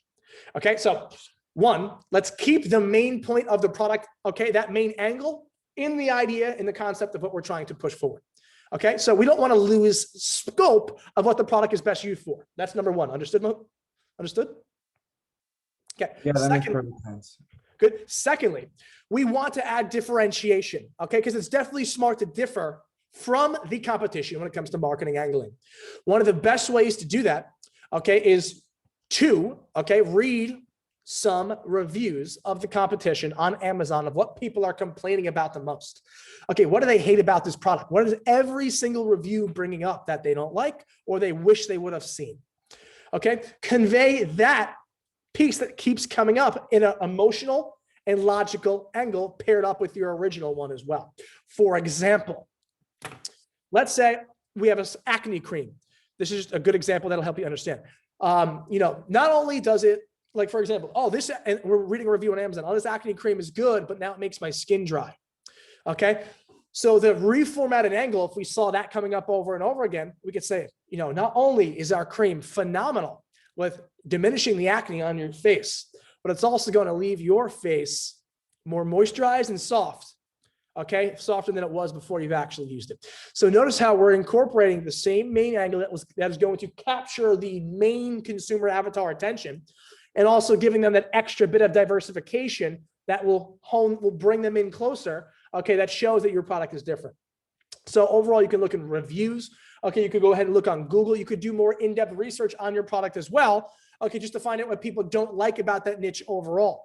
Okay, you knowing more about your product than everyone else in the marketplace is good and needed and a necessity for you to create a differentiative angle. Okay, so I would say excessive research on the product and the niche, as well as the problem within, okay, will play a role between you delivering the main angle that the product should just be talking about, along with that differentiative angle that you came up with based on emotion and logic, and also by doing extra research into the market as well. So main angle will always stay, but always have a nice twist or concept that comes along with that main angle to show people that it's just not the same old product that everyone else is selling. Does that make sense, Maud? That makes perfect sense. And I can see like all this clearly. Like I was doing product research and I found this like crazy product yesterday. I was messaging Arvin on it, and he was giving me some advice. But like I'm looking at like the features and stuff on the Amazon customer reviews, and like they literally like give you so much information. Like I have all the benefits for my landing page like right there. So those reviews are so powerful, man. Good. And overall, don't be afraid to like to use the bad reviews to your advantage, right? When you see someone complaining about something, see if your product could pull through in that situation and bring that up in the marketing, which is huge. So I'm happy that is doing well for you also. Thanks, man. So you said don't change the angle completely and add on to it, and essentially look at the diminishing features of a product and like solve those problems for customers. Absolutely. Create sort of like a hybrid angle. Remember hybrids, like half electric car, half gasoline car? Yeah. Make it a hybrid. We're not, because look, even now, like just not including Tesla, but a lot of people just don't want to buy an electric car. They'd rather just have a gasoline car. Okay. But some people will buy a car that's gasoline and also electric because it still has that option, right? So think about your angle like that as well. Don't cut off what's worked for years on that product, on that specific offer, which is the gasoline engine, but add on a little bit of an electric engine. You'll get the people who are new and people who want some differentiation to buy. Perfect. Thank you for that. My pleasure. My next question is, considering like we're building our winning product around our store, I've heard you say that a couple of times. Wouldn't we be more likely to have a winning product basically kind of focused on our theme? So like right now, like I mentioned to you before, my store is kind of like a home general store, right? So wouldn't I be more successful with kind of like home goods, because that would like kind of sell better on my site, right? Or are you saying, are we kind of going along with the idea that if we find our winning product, like despite what your theme of your store is, like if it's going to sell, it's going to sell, and then you could change your store from there? Good question. Okay, good question. So first and foremost, a losing product will not be turned into a winner because the site has the theme of the winning product, of that potential product's niche, right? Secondly, a winning product won't become a loser if it's on a general store, okay, and not a themed site to that niche. So let's keep this in mind. When we start off, let's say your first product will be you're selling this, right? This is like a home good product, right? Home good product, you keep it in your house, put it on your desk, like a home good office product, right? That's what it is. Okay. What you can do, okay, I wouldn't focus on just having, a bunch of random themed logos on your site just because you're selling this product and you have to go ahead and change it again. What you could do is the other shown products on the homepage will be other similar products, which is fine because you have products as placeholders. Okay. But I'm not going to go ahead and change the logo, change the URL, go above and beyond to make it the hourglass niche, right, on my store if this didn't already start to get traction. Okay, the most I'll do is I'll keep it a general store just to accommodate the home good niche that I'm selling, and maybe I'll change my category below as pillows now instead of cat gear, right? And below the cat gear, it will be, art and picture frames as opposed to dog gear, right? You could change the order and the items on the home page, okay, because that will change overall the feel and aura or theme of the site to be more within the home good market, okay? But I'm not going to change the logo, change the URL to be in the home good market until this item shows me that it's proven and making me money. Does that make sense, Maud? Yeah, so essentially a winning product will sell despite whatever, and then you can just use the products on your site to kind of solve like some of those issues. Exactly. And for example, if you went above and beyond and spent $1,000, $2,000 or hours and hours and hours making the whole site hourglass themed before you marketed it, it would probably look like it's better for selling hourglasses. You might sell an extra 1 or 2. It's not going to make the difference that's going to say, hey, this is my brand now. Okay. And think about it, during the testing phase, you're not going to want to spend all that time and money changing the site just to be an hourglass site, link, URL, logo, etc. Okay, you'd rather keep it general where it's more or less a general concept that everything could be sold within, and you just change the product homepage around a little bit to, incorporate that more frequently. Yeah, no, I totally agree with that. I've seen the power of like the general store just because you have so much freedom in testing. Right. And that's the beauty of it as well. And the second you get consistency, then the logo turns into an hourglass. It's now hourglass for you.com, right? That's what it becomes into, right? I mean, the link is something you want to consider not changing because obviously you have to change the ads, but I'm talking the logo, the field, the site, the context, etc. Yeah. Okay. My next question is, what's the kind of best way on the topic of home goods to market, like maybe say like a lamp that might not have as much functional value? I love it. So the same ideology goes hand in hand with apparel as well. For example, this is sand and a piece of plastic, yet I own it, right? And the only thing that you want to really talk about with these types of products, right? So you got, let's say candles, you got a candle, right? You got a lamp, you have this, right? So they're not that functional, right? But overall, what you want to talk about is the material, okay? You want to talk about the material.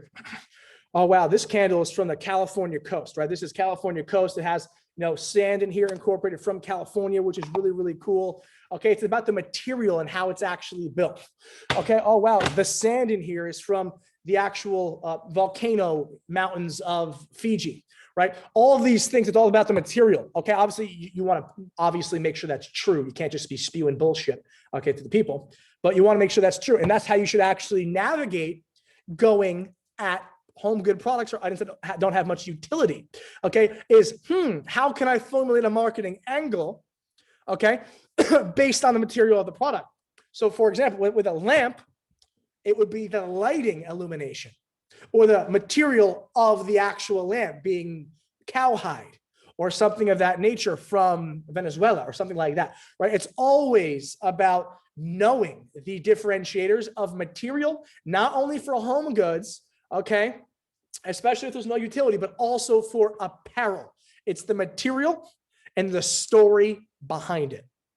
People love to buy into a story. Same reason when I go head to one of the local green market, every week they have a green market in Delray where I am. And I like to support the small businesses and buy all the hot sauces and stuff and give them good tips and just support the businesses. And my favorite thing to do is learn the story behind the brand, right? So whenever I'm buying from them, I look on the packaging. Okay, I'm always buying the ones with the stories on them, right? With the stories and where I could actually put the perception of where this came from thoroughly in my head. So I understand where it came from, where the material was sourced from, okay, why it feels like this, why it tastes like, all these different things, because there was a story incorporated. Your marketing angle for a home good product would be the material and the story that comes along with it. And if it has the utility, also the utility, but most don't have the utility. Does that make sense, Mulad? Yeah, that makes really perfect sense. And like, okay, so advancing on that lab example, so how would we kind of sell the benefits to the customer? Because if we're using our main marketing angle as like the material, and I feel like there's not as much benefits that give like actual value to the consumer on the other end. Right, and you're absolutely right, because when an item is meant to just sit there and do nothing, it's hard to kind of think of benefits for it. But ultimately, let's take this for example. Now you can manage your time and workflow. You could actually see a physical representation of time to know when to hop off calls, right? You have to come up with things like this that actually make sense. For example, let's say with a piece of clothing, it's softer, it's more comfortable, it gives you less rashing, it's all pure wool woven, right? All of these things will come to fruition because of these changes of the actual material itself. So it will definitely be a bit more of a task to come up with real benefits for something like that, but it's almost always possible. It's almost always possible. For example, with this specific sand thing that we have here, I'm going to focus all the benefits on productivity, right? Productivity for me. So I could see time. I could go ahead and make sure I'm not overworking on certain tasks. I could go ahead and make sure I'm getting more done in a sequential manner. And this will ultimately help me just get more done in my business day to day. Sounds like some pretty good benefits to me, yet the thing has no real functionality, right? So same type of ideology you want to do. And what you can do is you can sit there and write all of these things down, right? Every idea that comes to mind, write them all down and then come up with the first 5 to 8 that you like, that you think actually makes sense, that you can actually expand on, right? So one thing that I like to do whenever I'm writing a new description or something, I call it topic vomit, right? And on that whiteboard, literally right there, I'll write down everything I could possibly think of about a product, about an offer that I want to make, about an ad campaign that I want to create. I'll write everything down and then I'll start organizing it from the stuff that I want to talk about first to the least stuff. And that's what you could do as a good way to get benefits easier with home good type products. Okay, so it's really about taking where the item is going to be used. For example, pillows. Okay, let's say it's made of cowhide. Okay, it's higher perceived value. It makes the home look better with the decor. It's more comfortable, right? It goes with more of your furniture. All of these things are going to be benefits to the end user. Okay, and that's what you got to really decipher from the material itself, ultimately, and also just from the story behind it, and the goal of buying it as well should be incorporated into the benefit as well, just like we did with the actual sand timer. Okay, it's just sitting here, but the goal is to kind of change the concept of timing. So I need to make sure I'm obviously walking them through that in the benefits of how changing the concept of timing can help you in your daily workflow. Does that make sense? Yes. So essentially, to recap, you're saying get like really creative with things, and then potentially your customer might even enjoy this a little more just because of the type of product this is, right? Exactly, because you actually gave them, that's a good point. That's a good reason to normally people will see this like, oh, you just flip it and you could just do 30 seconds, whatever. This, you open up their mind. You're being, when we say creative, you're not making up shit that's not going to make sense. Genuinely come up with genuine benefits from the product. And if they make sense, you're going to enlighten the consumer and also give them another reason to buy your product, so to speak. Okay. All right. Thanks. That was a good answer. My pleasure, Mark. And I have one more question. So you talk about this a lot, how we can't make claims on Facebook. But is this just on Facebook, or is this also on our Shopify store? Because I think they use the pixel, right, to see what's on our site.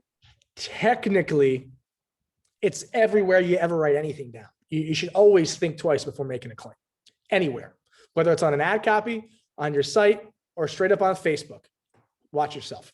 Secondly, yeah, Facebook will oftentimes be able to see what's going on the Shopify store page, but more often than not, they're not going to take you down for what's on your Shopify page.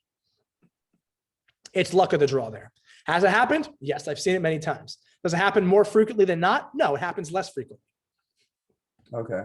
But it's something you do want to be weary of. Okay. So you've talked about this before again, but if we're trying to say that, what's the best way to trying to say that, say this product, we're trying to say it's going to give you clearer skin, or it's going to do this. How do we say that without actually saying it? Could we say, this product does A, which gets you B, which gets you C, right? You could say user, our users have stated that our skin cream works nearly 3 times better than the leading alternative. Okay. So It's not fact. You're just saying what people have said about your product, right? Because that's a true statement. And genuinely, you should say that if it actually is better. You don't want to say things like that if your product is nothing compared to Neutrogena. Okay. All right. Yeah, that makes sense. And it's extremely subjective. So keep that in mind as well. That's why it's so iffy if it'll get shot down or not, because sometimes it will and sometimes it won't. Yeah, it's tricky. I get what you're saying. And then I have actually one more question. If I had a Pixel that I was using about like a month ago, and I sold about like 20 or 30 products, tested about 6 or 7 items. When I launch again, should I launch like a fresh Pixel, or should I keep the Pixel that I have now with some data on it? I mean, if we have the option to use a brand new one, I'd rather you just use a new one, right? Okay. But it doesn't matter if you use that same pixel, only 30 sales on it. It's not going to make a difference really at all. But just me, I just rather start fresh. Okay. All right. That's pretty much it. Thank you for all the answers, Justin. My pleasure. And Maud, very intelligent questions, my friend. I'm happy that you came up with them. And anything else you got, I'll be here to hopefully provide you with an answer with, man. Thanks, man. I one of the things you mentioned is like making an encyclopedia of everything, and that's what I've been kind of doing. So for everyone else, like that's super helpful. You could just like go back on things, like literally make notes for like every single mastermind, and like just put all that shit over there, and you'll be able to like refer back to anything at any time. Absolutely. I'm happy you brought that up as well, because one of the main things you could do, really, you could binge 5 masterminds, make categories for every portioning of what category we're talking about, and continue to add to it whenever we jump to a certain subject. And you'll have, if you've been building an encyclopedia for the whole 6 months, you probably have something like that fat of like a Facebook ad encyclopedia that no one else has access to. And that's that you could probably sell that shit for a lot of money, honestly. So it's definitely something to do as well. So keep that in mind, take notes, be active, engage, and go the extra mile of writing these things down, because it's different than just typing. All right, Appreciate you man. bringing that up as well, Maud. Yeah. Thank you. Thank you. My pleasure, man. Very awesome. And my man, Josh. Hello. Hey, Josh. How you doing, brother? Hi. I'm good. How about you? Good, good, good. Another day in paradise. So I was actually have a follow-up question on the one I asked last Sunday. Okay. When I contacted the supplier, they said the logo can be removed or customized, but there's like a minimum order quantity of like 3,000. Got it. So you verify that wasn't a real brand, correct? The brand was like trademarked, but the product's not patented. Got it. We don't want, so what you could tell them is if they can remove the actual logo off the product, at the very least, that's fine. And we could put your logo on when you have the MOQ. Or you could go ahead and take that product, reach out to Adam or one of our contacts, and they could automatically just source that product for you as well with no MOQ. Gotcha. Because there are some products that I'm interested in, but they have only like versions with logos that are trademarked, and the product itself is not patented. Yeah, I mean, you don't want to put the logo on there, okay? Because you don't want to play that game. You'd rather just take the logo off. Sometimes there's no trademark on the logo because it's just a fake brand that AliExpress made just to make the perceived value look better. But if there's actually a trademark on the brand, we don't want to have the logo on the product. So we'd rather ask them A, to remove it, or B, bring it to a different supplier to go ahead and create the product or source the product for you with no logo. Yeah, because I like always look at the AliExpress reviews to see what the actual product looks like. And I have one last question. For like the ad relevance, engagement, conversion, are we like, do we have certain criteria? Like, do we want to see all above average, or like what happens if it's like below average?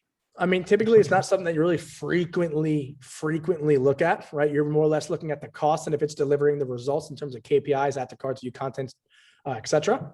But if it's below average, definitely something to look at, but I would go ahead and refer back to your KPIs because that's the real indicator of if it's doing well or not. Oh, okay. That's not like that important, really. No, it's something that I don't really check that often. I'll look at it, but I don't really make decisions based off it like I do with KPIs. Okay, because I was wondering why, like, sometimes something might do well and it would be like below average or something. Right, and that happens, and sometimes you'll see like, oh, like the CPM on this is horrible, but it's so profitable, and that's okay. Oh yeah, it's true. Thank you so much. My pleasure, Jocelyn. Good questions, man, as always.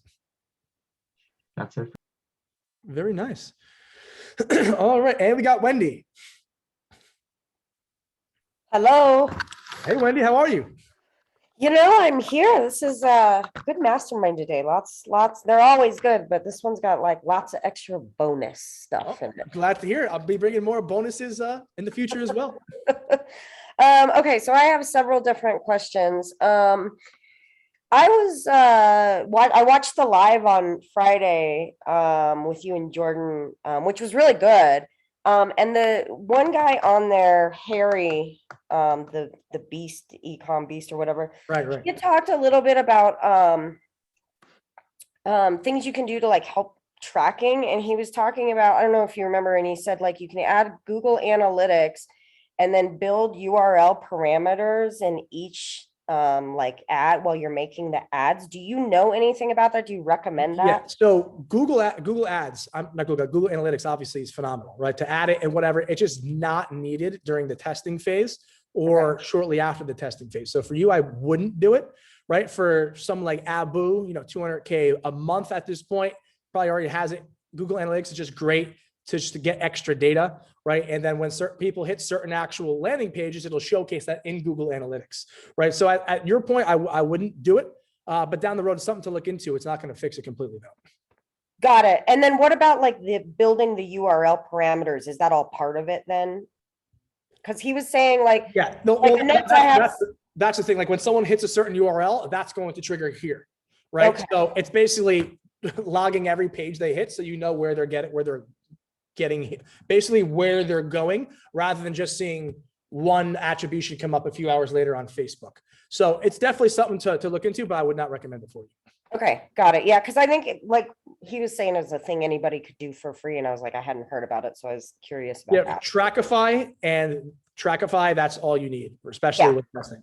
Yeah, and I've already got that. And on that note, so the product I had talked to you about the last couple of weeks that I kind of had some traction with, I ended up killing it because after we talked last week, you said to give it like 3 more days. Like the ROAS and the amount of sales had kind of dwindled down. But so it was the kind of the first product I'd had any type of traction with, even a little bit. And the secondary metrics were really good. But because of the tracking being bad initially without Trackify, I think because I killed it, I'm having a little bit of FOMO and second guessing if I did the right thing and if I killed it too early. And like, so seeing like that the next product I'm testing now, like the secondary metrics aren't looking good. Like maybe it's only getting a couple of sales, but I'd like to hear you talk a little bit about like the different ways that products perform for those of us that don't have the experience to compare with anything. And one thing is don't ever have FOMO on a product you kill, because you're going to be killing a lot of products, right? Really, this whole game is just testing and then scaling. There's nothing else. Everything else we do is just to prepare for testing, and then you test and you scale, and you're going to do more testing before you start scaling. So keep in mind, don't have FOMO when you kill a product, because 99% of what you're going to be doing before you scale is testing and killing products. So you shouldn't have FOMO, because that's the name of the game of e-commerce right now, right? Is testing. And quite frankly, having FOMO on a product you kill doesn't make sense, because that's what you're supposed to do, is constantly make your way through products. With that being said though, okay, if a product doesn't pass the 3-day rule for whatever reason and it's killed, you don't have to have FOMO on it. Only way you should actually have FOMO is if you had a product making sales every day, constantly doing crazy constantly, and then your ad account gets banned, right? And you can't market. Then I get it. But I wouldn't have that ideology with just testing, right? When you kill a product, move on. Don't think about it again. That's how it goes, and that's how it should be. When you kill something, out of sight, out of mind, you move forward. Unless it's something that was doing amazing, 40, 50 sales a day automatically, and then your ad account got banned, something like that. That's when you could have FOMO, right? But in that case, I wouldn't. I would continually move on and, not even obviously learn your lessons from the other products, but I wouldn't think about turning it back on for any reason. Totally. Yeah. I mean, I think it's just like, it was the only one that actually like got some sales, and it was exciting. And, you're so new to testing as well that you'll have more of those products. A lot of those products, you're going to see, some sales, great, but they don't scale, right? And you have to know when to turn those off. And that's what makes a great marketer separate themselves from a good marketer, right? Knowing when to cut the campaign and move on to something else. And that's half the battle of drop shipping to fulfillment. Yeah, for sure. Like it's easy for me personally, like it's easy to just like something that doesn't pass the 3-day rule, like done and out of sight. But then because it was the first one I've ever personally had that like had actually had some sales, I was like, oh, but what if I didn't know what I was doing? And and everyone who tests 1 or 2 products and gets that, like, you're going to always feel that. But just know for fact, like, you just move on. That's how it goes. You don't ever look back at the product. You don't say, oh, I'm going to throw some out, unless you did really, really well with it one season and you want to bring it back another season. That's the only way I would bring an item back. I wouldn't bring back a dead test though. Yeah, fair enough. Yeah, good. It's just like, like I said, being new and second guessing if I'm doing things correctly. That's kind of the struggle, I think. Yeah, yeah. And ultimately we'll be there with you every step of the way with those KPIs as well. So whenever you kind of get some confusion on what you want to kill and what you don't, drop it right in platinum and we'll assist you there every step of the way, Wendy. Yeah, for sure. On to the next one, right? That's what I'm doing now. Constantly. So at what point then do you do, because, talking earlier, you were talking about dissection and that, after algo. So when do you do dissection? And when you do dissection and you have your dissected audiences, does that go in the algo campaign or does that go in its own campaign? Okay, so check this out. So we have here, so you see we have profit, we have, ad set scale. You see my screen, Wendy, right? I do, yeah. Let me go ahead and highlight this for all of us. Okay, so we have ad set scale moves for algorithmic targeting, right? So first thing, we got a sale. Sale number one comes in. First thing we do, Wendy, as you know, 5x duplication, right? Mm-hmm. Which is awesome. So now with 5x duplication, if we notice the same audience doing well, like, oh, wow, the second time I got a sale, it's on the same audience, but on a duplicate. That's a really good sign. Or on the same audience again. As whenever you start to see repetition in sales or profit off a certain ad set, that's when you consider dissection. Okay, what will happen here is you literally take the profitable audience that you found, okay, and take each keyword and target them individually in the same campaign as algorithmic. Okay. Okay, so whatever campaign this is happening in, you're just going to stack it in the same campaign. Okay, that's easy enough. Yep, and typically dissection will happen, okay, after you see even one repetition of the ad set getting the same sale or getting another sale. Oh, even just one. So it's not like a certain amount of sales or anything. Not a certain amount, repetition, right, is what we're looking for. Yeah. So like say you do buyer's flex and you duplicated it and then the buyer's flex copy does well. And then the buyer's flex copy does well. That's when you would do dissection. Correct. And then you have two options at that point. You could continue to duplicate that original ad set 5 times again, or you could say, hey, I'm going to step back. I'm just going to dissect here and spend more budget on it this way. You can do both, or you can do one or the other. Okay. A lot of the times I'll do both, but if you want to save ad spend, you don't have to do the 5x duplication. You could just dissect it now. Does that make sense? Instead. Yeah, totally. Absolutely. It makes sense. Okay. Awesome. Cool. And also, Wendy, definitely, and for everyone, definitely utilize dissection, because with the new targeting toggle on, the new change, I believe single interest targeting will start to do very, very well. And that'll be proven to us over the next few weeks to see how well it does. So dissection is going to be huge and something that should be heavily considered and utilized moving forward. Interesting. Good to know. Okay, awesome. And then last question. I have a apparel product that I'm kind of looking at. It doesn't really have any videos. It has a pretty limited number of photos, but I think it might be worth testing, especially because like I showed it to some friends last night and they were like, oh, I'd buy that. So I kind of like looked into it a little bit and I found an older post because I remember you talking about you can do the videos with Quick by GoPro, like of just the slides. And I found a post that you had with your example video that was done with just the stills of the like wolf hoodies or whatever. But do you have any tips on doing something like that for building the LP? Like you kind of talked earlier about like marketing angle for things like that, but what would you do for a thing like that? I guess that you don't have a lot to work with, but like, I got you. Yeah, done deal. So landing page will be the same exact structure. You just get enough photos and build a landing page. You're not going to have the ability to have testimonials and stuff like that. So just replace it with images of the product. And then obviously the description will be as per normal. So landing page, nothing changes here. You just use the content that you're faced with. What will change is the video creation. Okay, so this is what I want you to do. So in Quick by GoPro, okay, and this is for anyone who wants to use Quick by GoPro, good information here. You want to choose specifically 5 photos, right? Around 5 photos, okay? And what you'll do is for those photos, you'll have basically 8 slides or, around 5 to 8 slides. You have, 5 photos you can choose from.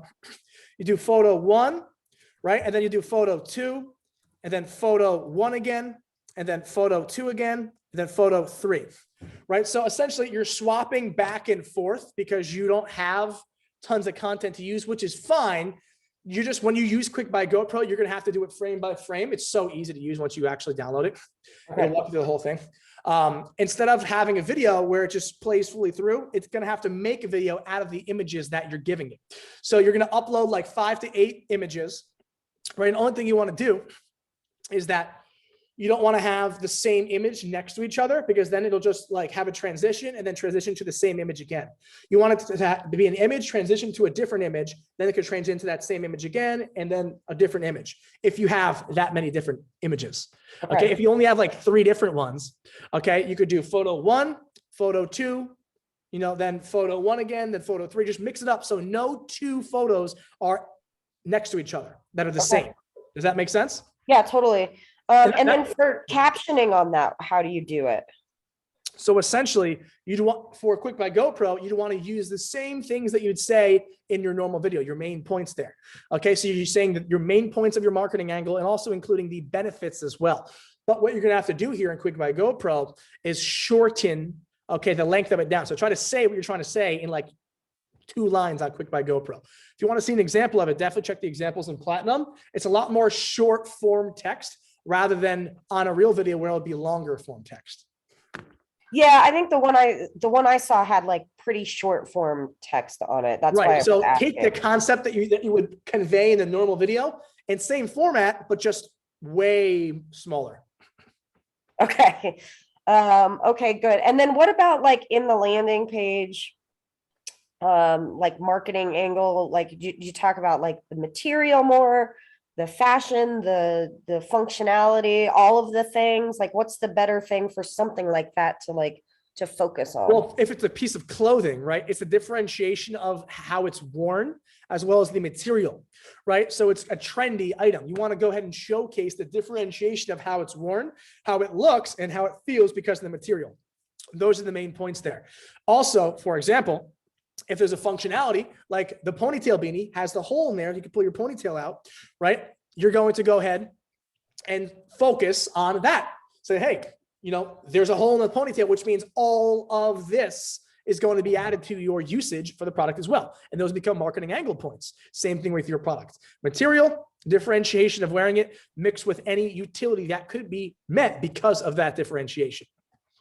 Okay, awesome. That makes sense, Wendy? Absolutely. Thank you so much. That's all I've got for today. My pleasure, Wendy. And if you also want to go do a rough draft on the Quick Buy GoPro and drop it in Platinum, we have no problem looking at it and reviewing it and telling you how to fix it as well. Yeah, for sure. I mean, like if I end up deciding to test this product, obviously I would get the like landing page and everything else like taken care of first and then go from there. Actually, quick question. Do you know if Bands Off ads, do they do something like that? Landing pages? Not landing pages, like a still photo, like video ad. You mean like take photos? Yeah, yeah. Instead of me doing it myself by Quick Buy GoPro, would they do something like that? No, they would just follow their own format. Okay.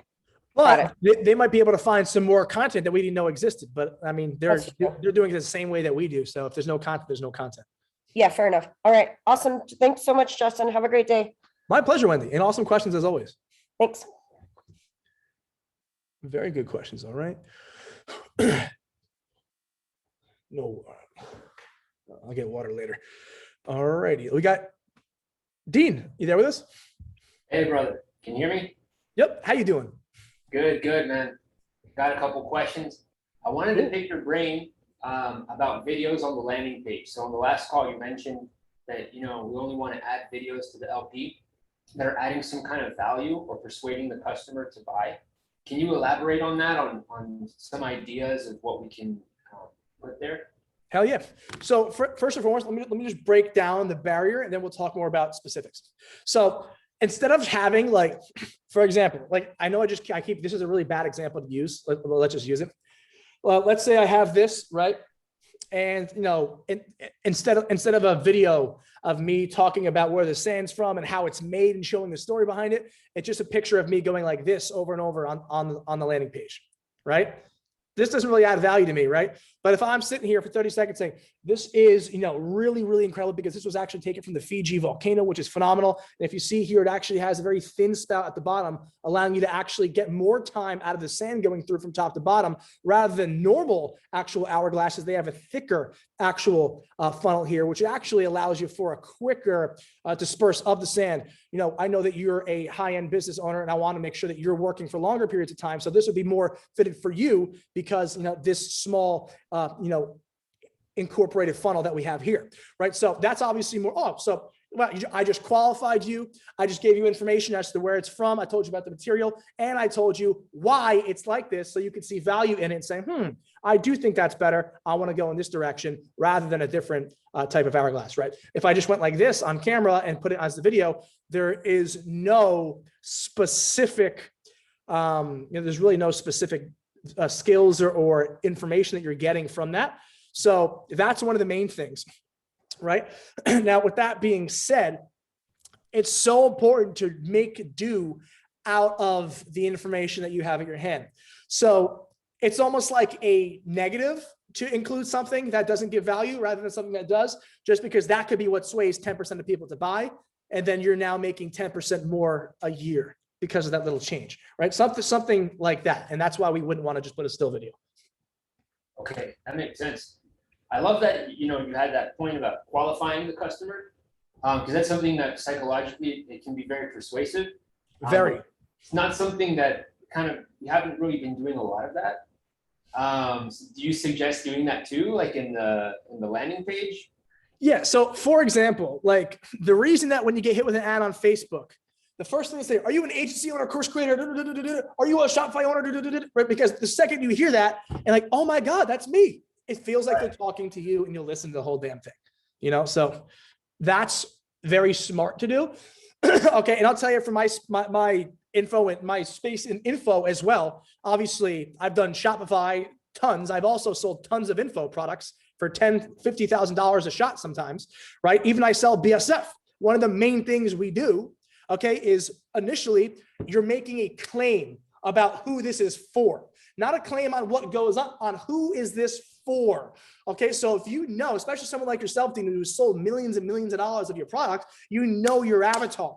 So don't be afraid to create videos shouting out and calling out, hey, are you this? If you are, you're set, right? That's how you should really do it. Okay. And that's how these videos are made. Qualifying is within the first, I would say 5 seconds of the video. And the same reason that the first 5 to 8 seconds of an actual Facebook ad are the most important, that people will begin to go ahead and dictate if it's for them or not, is because of the qualifying factor in the beginning. The same reason that you saw all those OxyClean ads from Billy Mays, one of those that marketing guy, he'd always open up the ad, or not him, the team would always open up the ads with showing the black and white, very poorly put together mop and how painful it was, because many people can relate to that. The moment they watch that, oh my God, I have that problem. Qualified, then color comes in, Billy Mays, I got the solution, right? That's how it happens. That's how that kind of marketing segmentation works.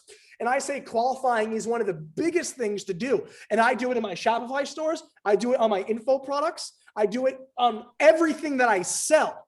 Essentially, I'm doing it in the beginning of the copy. I'm doing it in the beginning of the video. And we're even doing it. I mean, one place we're not doing it is our remarketing, because we're going deeper in our remarketing now. Okay, because they're already qualified. That's why remarketing is so great, because you now have a pool of people who are qualified. Now, they're qualified. Speak to these people with your heart. Speak to them and let them know how your product can help them out, what can happen if they shop and buy your product, right? That's where further qualification comes, and more in-depth decisiveness as to who they are and what they want and what they need to hear. So don't go too in depth to further qualify, because when you further qualify, guess what? It's taking the funnel going like that. Okay. The funnel should be like this. Okay. Huge. The funnel should be a triangle like that. And as you go down, okay, then you start to get aggressive and push them down the pipeline. That makes sense. So my follow-up question is, how do you navigate that fine line between, qualifying on Facebook ads to persuade and then overdoing it, because you don't want to call the customer out directly? Exactly. And always having a broad approach,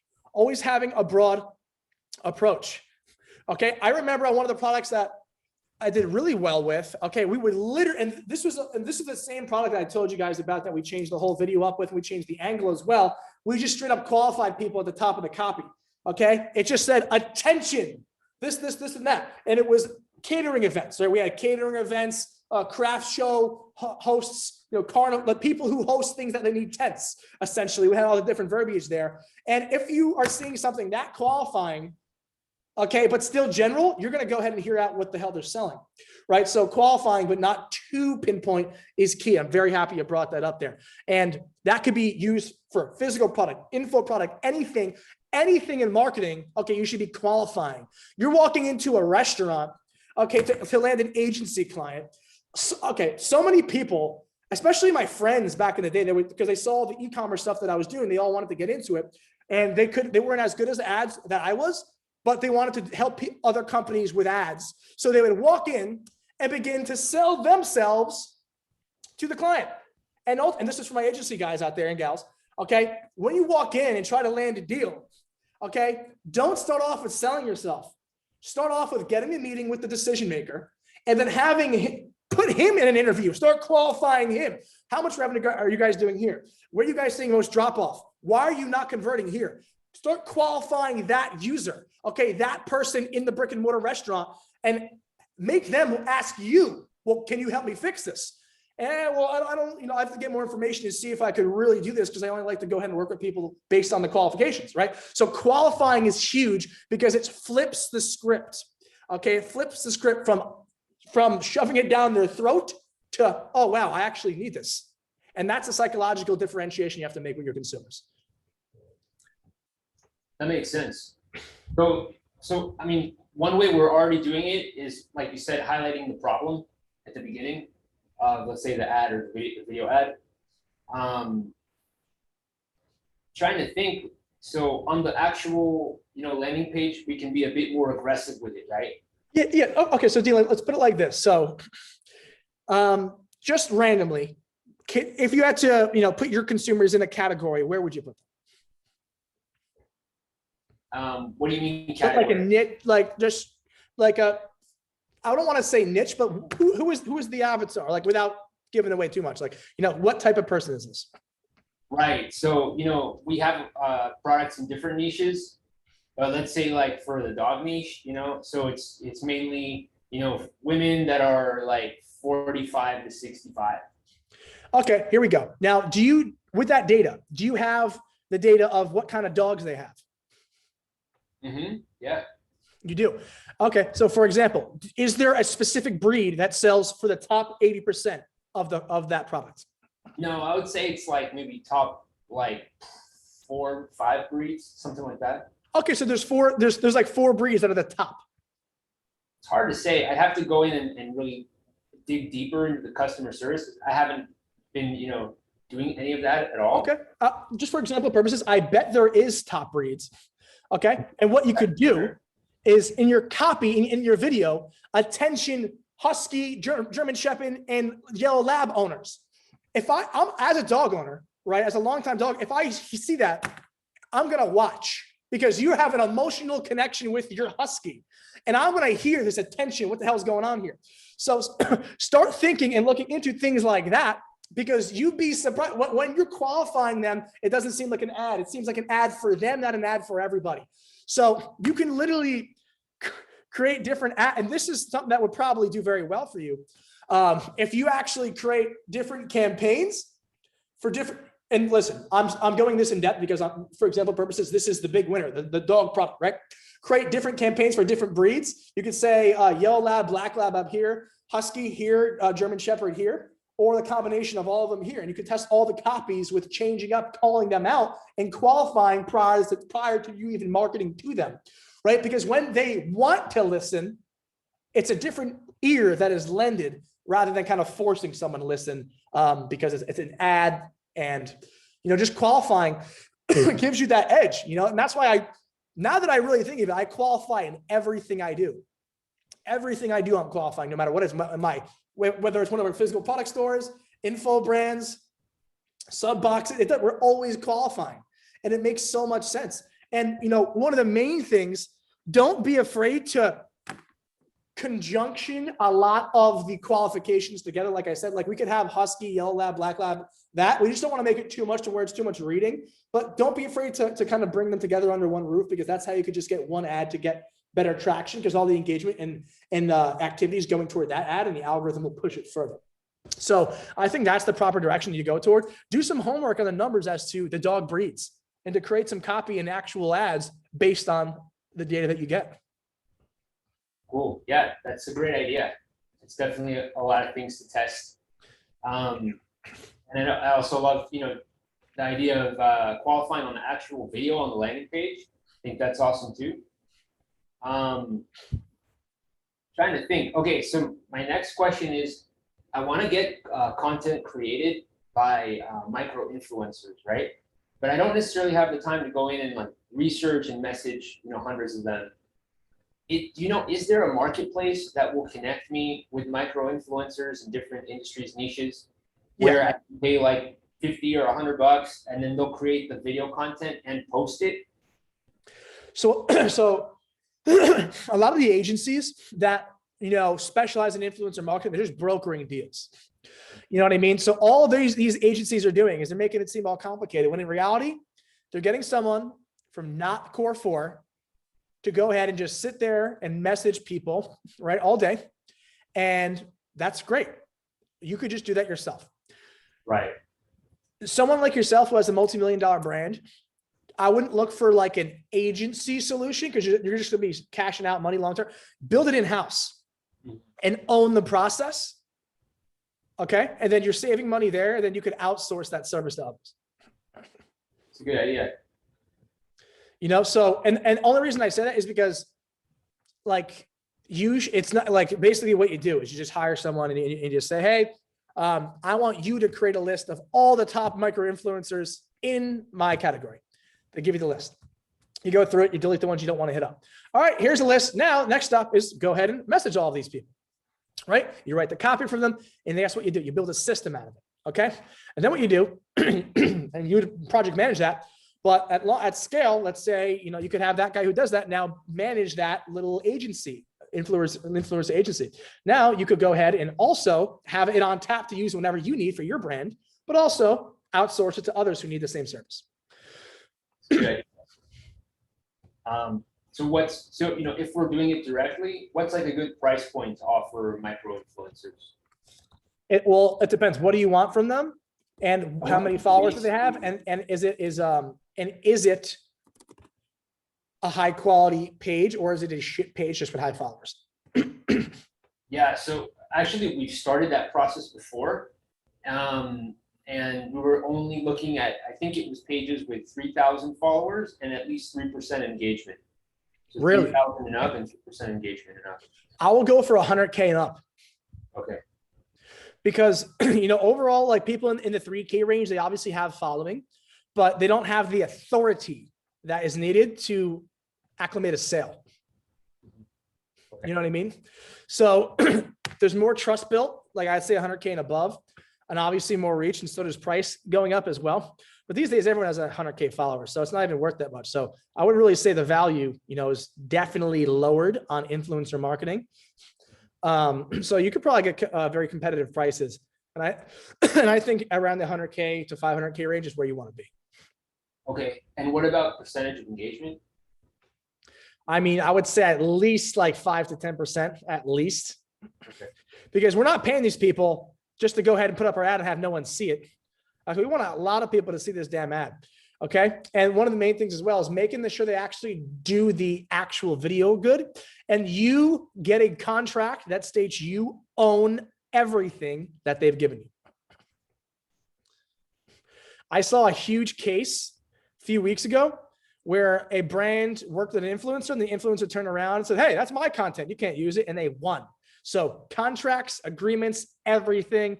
If you're working with other people, do what you got to do. Get something airtight, because nowadays everyone's reaching.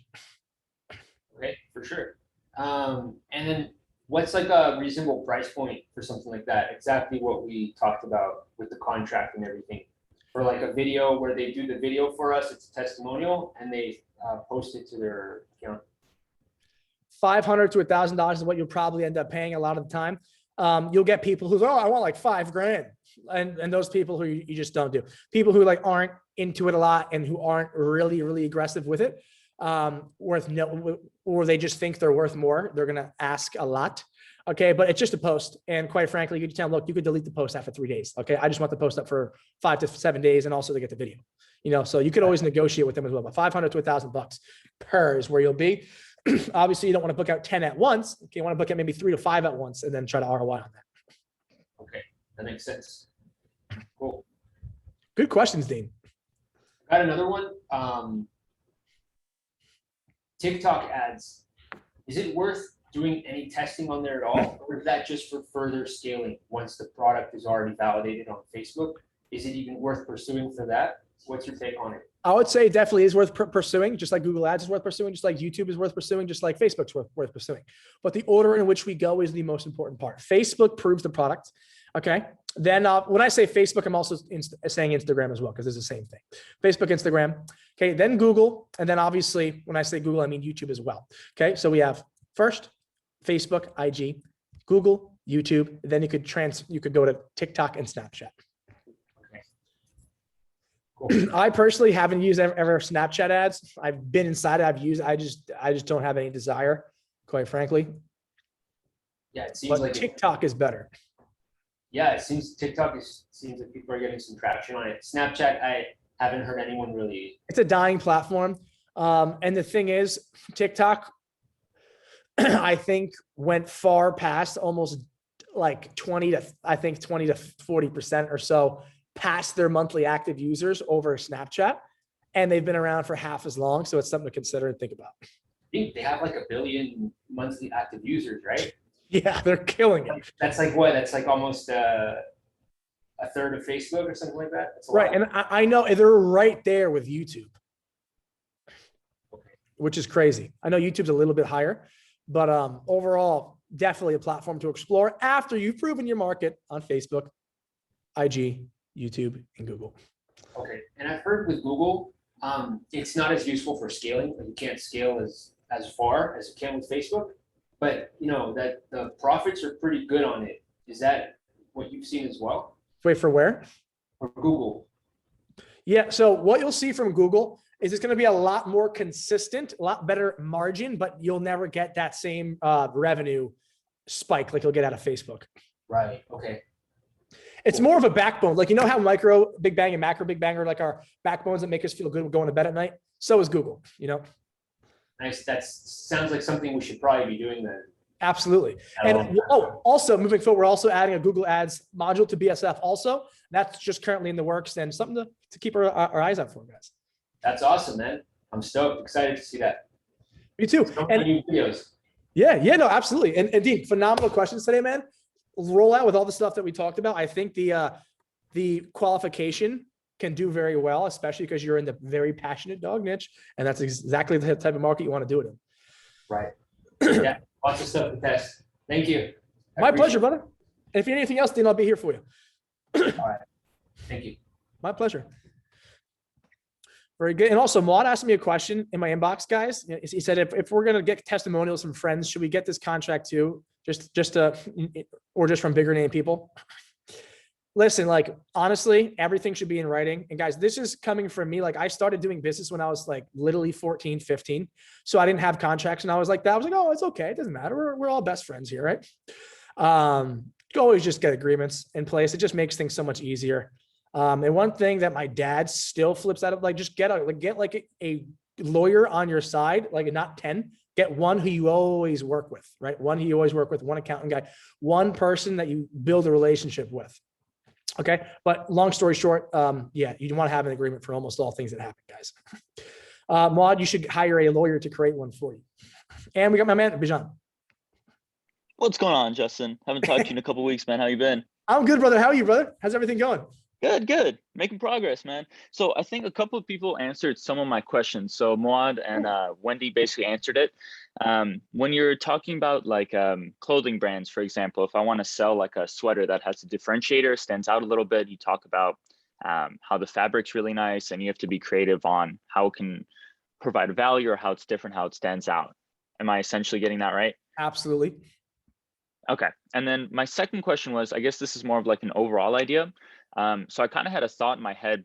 By the time we hit Q4, which is about now, I wanted to be on the ad stage, but I'm only about a month into the program. So I'm wondering, as far as timeline, is there like an average you see, like when people start their ads, or like when people finish their website, that sort of thing? So I don't know if I'm like, if I should be at a faster pace, I guess is what I'm trying to ask. No, good question. So obviously product research takes a while because, you have to find good products to market because you're spending money on them. So overall, I would say it's very, very, very possible to go ahead and get ads up and running completely with all 20 within the first month. I know that's what Davis did, right? And it's important that you are able to get to that point, right, while not burning out. Right? Not everyone works at the same speed. That's why the program is 6 months to a year and not 2 weeks, because there's a lot to do, a lot of systems to learn, and a lot of things to make happen to actually get the results that you desire. It's not just flick a switch and there's some magical potion that's going to make you rich or make you a business owner. No, you have to do all these things, and these things take time to build up to it. So I would say within the first month to 2 months, that's when you should be really focusing on dialing in your assets and getting ready to start hitting the actual marketplace. Cool. Okay. Yeah. So then by month 2, I'll definitely be running. So getting antsy with Q4, like I want to start running ads. I want to just finish because I got my product arsenal, got all 20. I'm just going back and forth in the group to get one LP reviewed, and then just kind of apply that to all the other ones and like slowly get them all reviewed so I can do the algo targeting and, everything else after. And that's the best way to do it. And I know that you're on the beginning of the call as well. The targeting is also, we have, I would say like 10% less time spent on it now with the sizing, which is really good. Which is awesome. Because Facebook, that's really, really awesome. I'm really happy to hear that overall. So but yeah, I think if you already have all 20 done, you're definitely on the right path here. Just definitely make yourself goals, right? Don't have just, like I want to be running by like sometime next, set dates, right? When you set dates, get a calendar like this, like a big calendar. Okay. And write down what needs to be done by when. And you wake up in the morning, you forget about, I have this here, I have to do. If it's on your calendar, you're not leaving your house. It has to get done. That's what gets done, And that's the deal you want to make with yourself. For sure. I appreciate it, man. Yeah, I was just kind of trying to figure out, like I said, timeline, because when you put something in your head, I kind of had the timeline of like, I'll get it done in a month. And then I got to the product arsenal and I was like, oh my God, the products I'm choosing are terrible. So then I had to like go back, make adjustments. So it takes a little bit longer. So thank you. And it's good that you were able to actually note that, right? And say, I should redo these products, because a lot of people who don't have systems will just go and test all the crap products, waste all their time and test the crap products, then have to do it all over again, right? Do it right the first time, spend the time initially, and you'll be very happy you did. For sure. Thank you, Justin. You're awesome, man. I'll see you next week then, I guess. My pleasure, Bijan. And I love the Evo, man, by the way. Thank you. That's so cool. I used to be obsessed with Evos. Like I used to literally love the Evo, man. The business mindset starts young. So when I was like 15, 16, I started flipping bikes without telling my parents. Like when I got my first job, used that money to get into cars, started flipping Evos. And then I got this one that I'm just obsessed with, man. I want the turbo to be done on it so I can drive it again. No, you flipped Evo, like specific, like built Evos. So I flipped any type of Evo. So I would either buy them from auction. I would buy them crashed. I would buy them clean title. I would buy them I would essentially go out, negotiate a deal. If it's worth the money, I knew to market well, buy it, drive it for a month, maybe make $3-4 grand, get another one, make $3-4 grand, make another one, get $3-4 grand, and then just keep flipping them and having fun with them. That's so I cool, love man. that car. And that's a very specialty market too. People who want like a worked Evo. So they're willing to pay for it. Exactly. And now with the whole chip shortage, man, I think the Evo I have now nearly doubled in price. So I went from a car that I'm in like 20, it's worth probably close to 40. It's fucking crazy. That's a win, man. I love to hear that. Yeah. Thanks, man. That's if you're cool. ever out here, we can go for a ride. I was just going to say, we got to ride soon if we're ever near each other, brother. Please. Anytime. Sounds good, brother. If you need anything else, we'll be here all day. Just let us know. I appreciate you. Thank you. See you soon, Bijan. That's awesome. We should get a BSF cruise going. That'd be so awesome. All right. Arvin's a psychopath though, guys. I'm warning you now. And we got Sandra. You there, Sandra? Yes, I'm here. Hey, Sandra, can you hear me okay? Me, Justin? Oh, yeah, now I could. It was a bit laggy. I can hear you now though. Yes, now. How's everything? Yeah. Okay. Yeah, it's fine. It's fine. Very nice. How about you? Good, good. Getting through it. Another day in the office, making it happen one step at a time, as always. Yeah, thank you very much. Okay, so I have just a few questions. Okay. Basically, the first question regarding the update for Facebook. So what's happening right now? I know that we are not kind of a restrict to how big of an audience we need to create, but then I was thinking, is it better to lead Facebook with more keywords and kind of still keep it up to 5 million, maybe like this imaginary number now? Or is it better to just keep it, I don't know, like, is it better more keywords or less keywords to I go got it. forward? You can still see my screen, right, Sandra? Yes. Okay, let me just pinpoint me. I'm sorry, guys. Oh, I already, okay. 1 second. So Sandra, this is what we want to do for the targeting changes, right? So overall, what's going to be changing here? Okay, is Facebook is going to be going out of the initial keyword we use and taking other people if it means getting us better results. So we still want to follow the same exact structure of targeting. You're still following the 33% rule with the styles, right? You're gonna have some with interest single targeting, some with no narrow, some with narrow. Okay. Only thing that's changing here, okay, is when you're going to get the sizing, because you know how it's range in the ad account now, you're gonna go into create a saved audience. So you're gonna click the little burger with the 3 lines in Facebook ad account in the top left. The big drop down will come down. You click the button that says audiences. Okay. When you click on audiences, okay, ultimately you're going to click the blue button that says create saved audience. In here, you could see the potential reach and it won't just be a range. Okay. And what you can do is get as close as you can to 5 million. As long as you're in between 800K to 5 million, you're good. What the change makes happen is that you don't have to focus much longer or more time on getting that reach closer to that 5 million mark. As long as it's in between 800K to that 5 mil, you're good to go, even if it's only at 1 mil. Because in the event that it does well, Facebook's going to expand the actual targeting anyway. Therefore, sizing becomes less important. We still want to go ahead and use single interest, 2 to 8 keywords with no narrow and 2 to 8 keywords with a narrow, but we just want to understand that sizing is less important now because Facebook will automatically be expanding the audience sizing. Does that make sense? Yeah, it makes sense. Okay.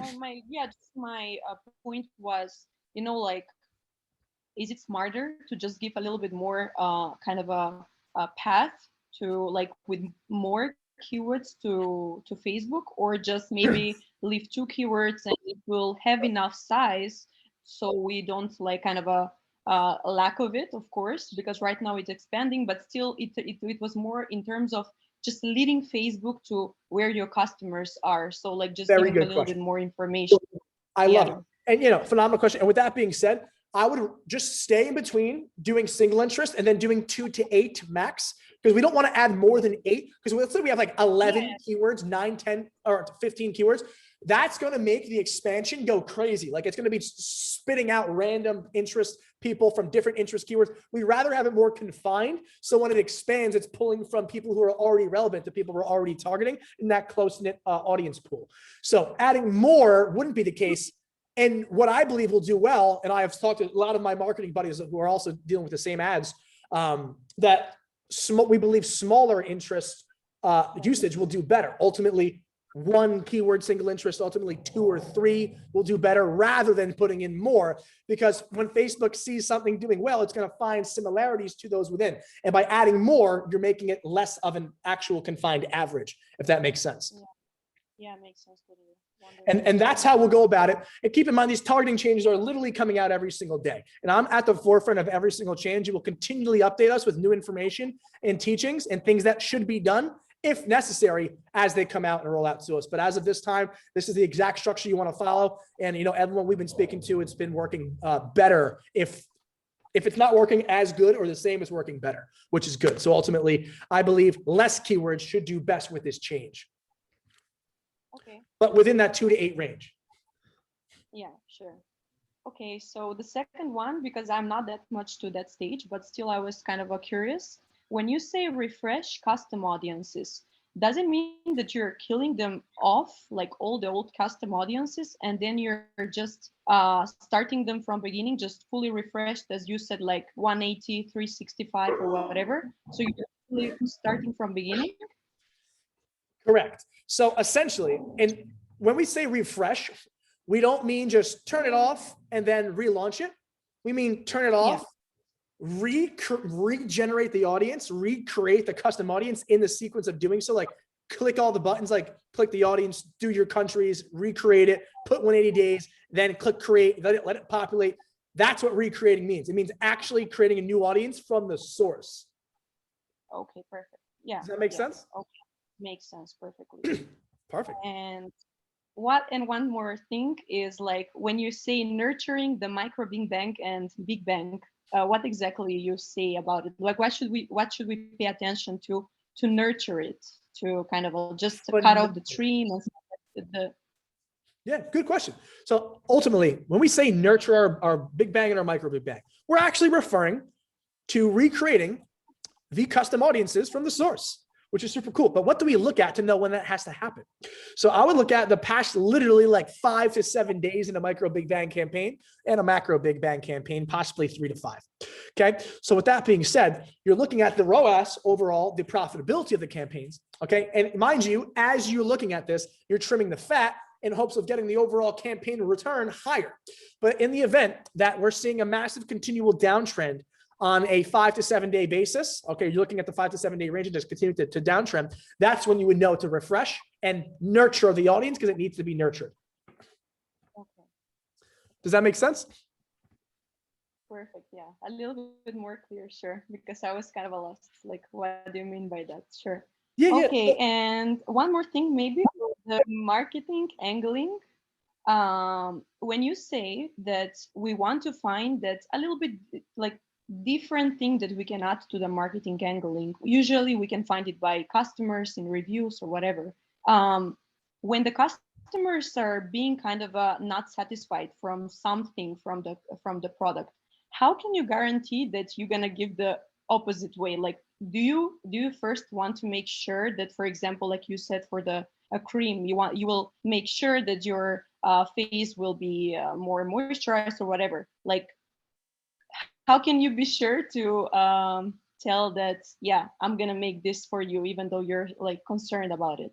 Right. Good question. Because if we're going to say that, our product has to actually deliver that moisturizing feature, right? So with that being said, what you can do here is, one, confirm that that happens with your product before you even market. Two, look up reviews in other products that are similar that you know don't have that one differentiator, right? And three, ultimately just keep that in mind when it comes to sourcing your product. Because remember, let's say, okay, now I'm armed and ready. I'm getting consistency. Let me talk to Adam or one of the actual fulfillment guys to see if I could get something added to my product to make this actually happen. You have all these connects through BSF with all these suppliers. You could custom create your own solution, for your product, which is kind of cool once it's proven. And that will only happen, you custom creating things, once you actually prove it. So at first, it might be a good idea to look at reviews of other products that are extremely similar, but just don't have that one differentiator that your product does, okay? And if you can't find it, if all the other products are exactly the same and you can't find any differentiators, it's a good sign to say, hey, maybe I shouldn't market this. Perfect. Okay. Yeah. So basically, even I can lie at the beginning before I scale, and I make my custom product that the first customers, maybe that they will buy the product just because I'll not be able to custom made it, or what? Yeah. So you know what I'm trying to. No, right. So you don't want to say things that when you sell, the customer will not receive in the product. So for example, let's just use the moisturizer example. Okay. So we know that the moisturizer that you sourced is more of a moisturizer than the other one is. The other one's just an acne cream, doesn't moisturize much. Yours is an acne cream and moisturizer. So we're sure on that fact. We have to be sure it will deliver on that promise before we start marketing it on the advertisements. Does that make sense? Makes sense. Yeah. It was just more like, when I see a product and I know that something is not working, but maybe I can make it work, but still I will not custom made it because I'll test it at the beginning. Can I kind of make up this, that what eventually, if it picks up, I can custom make it with my probably sourcing team or whatever. You know what I was trying to say? Like, Yeah, can we? I got you.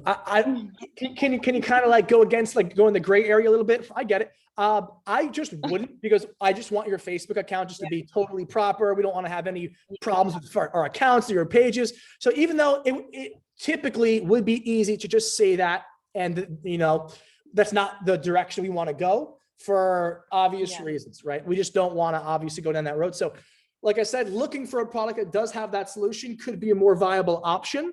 Okay, but it's not something that we could just do and just say, yeah, it has this, and just use that to test and then change it. It's not something that we would want to do. Yeah, that is why I asked you this question, because it's not making sense. Okay, perfect. That would be it. Thank you very much. My pleasure, Sandra. And if you have anything else, we're here all day for you. Yeah, thank you. My pleasure. All right, and my man Vikrant.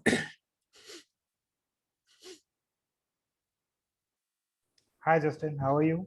I'm phenomenal, Vikrant. How are you, my man? I'm good too. Taking baby steps and improving every single day in the e-commerce journey. So, yeah. Glad to hear it, brother. Now that we're in Q4, you feel the jitters.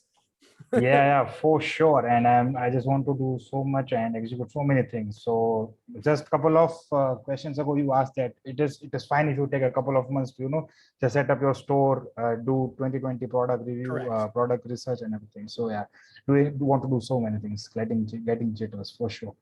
So I just want to ask that, what is your take on using WooCommerce content management system for dropshipping? Over Shopify? Yeah. You could, I mean, literally, it's anything that you could cut. Because listen, when I find consistency, I'm not using the platform. I'm having my devs go in there and change it. You know, so honestly, at scale, it really does not mean much, because your custom code is going to be determined by what you and your developers decide you want the site to look like. But I'll say I've made millions on Shopify. I haven't made millions on WooCommerce. I haven't even made $1 on WooCommerce. I never even used WooCommerce. Okay. I've made millions on Commerce HQ. And I still use Shopify, right? Just because it's a better platform. Okay, Yeah, so I I would stay on Shopify, just because that's where you're going to be getting most of the integration with the applications and softwares that you need. Okay, but keep in mind also, at scale, you could, like, you're going to be doing coding. You know, your developers will be making changes, because it's not going to be about, oh, I have to create this description. It's going to be about, oh, I have to add this variant or this load bar, right? Things like that. So it's open source. So yeah, you are right that there's a lot of coding to do. So I did some digging and found that whether WooCommerce is actually intuitive like Shopify is. And it turns out that there are relevant applications like Dropify, Klaviyo, review plugins. And the most important reason that why I am thinking of WooCommerce is the faster loading speed, which can help me improve the user experience and browsing experience of the visitors. So yeah. I mean, ultimately, Vikrant, I love where your head's at. You always want to give the best experience possible, but keep in mind, anything that could be pretty much done on WooCommerce can also be done in Shopify due to custom code, right? So all faster speed is cleaned up code in the back end, and ultimately that's what could be done by a dev. I would recommend just to stay on Shopify for full kind of transparency with just learning everything, just because everything takes place in Shopify. Like if WooCommerce was better, I would genuinely tell you, and I'd be using it myself, but I'm not telling you that, and I'm not using it. Okay. Yeah. Got it. So, but the platform is definitely phenomenal, because they have a ton of users. They're a great platform, phenomenal platform, as a matter of fact. It's just not one that I would prefer to use, and not one that I will openly share and say to use today. Understood. So initially Shopify is the way to go. Correct. Yeah. Okay. So in the layout of the product reviews, so there are many layouts which comes at listicles, like in the Vitals or Looks applications, we have grids. So I don't think there is much difference in the conversion if the layout is different as far as the reviews are concerned, whether it is coming as listicles instead of grid. Right. And ultimately, that's one of the main things as well, is being able to change the theme how you want it as well due to custom code. So don't let any of like the coding things bring you over to WooCommerce, because it could all be easily changed. And ultimately, we're going, like, you just got to follow the structure that we have, the landing page, and you'll get really good conversion rate. You know, and that's, you know, why whenever, you know, someone, like, we always have our students having very good conversion rate. we're never having like a successful student with like a 1% conversion. It's always like 3, 4, 5, 6 conversion rate because the layout that we have works, right? So ultimately, when you use Shopify, it would be easier to have that layout rather than having to make custom code changes to WooCommerce to then have the same style that you want on Shopify. So it is fine if reviews are coming as lists, right? So instead of grid. Yeah. Okay, got it. As long as And, they look legit. Okay, got it. And in the Looks application, there are many reviews whose names comes at asterisks. There are very stars and everything. So You can use vitals for the reviews. I like the way that Okay. vitals looks more than, and look, I still like to push Looks because it's a good app.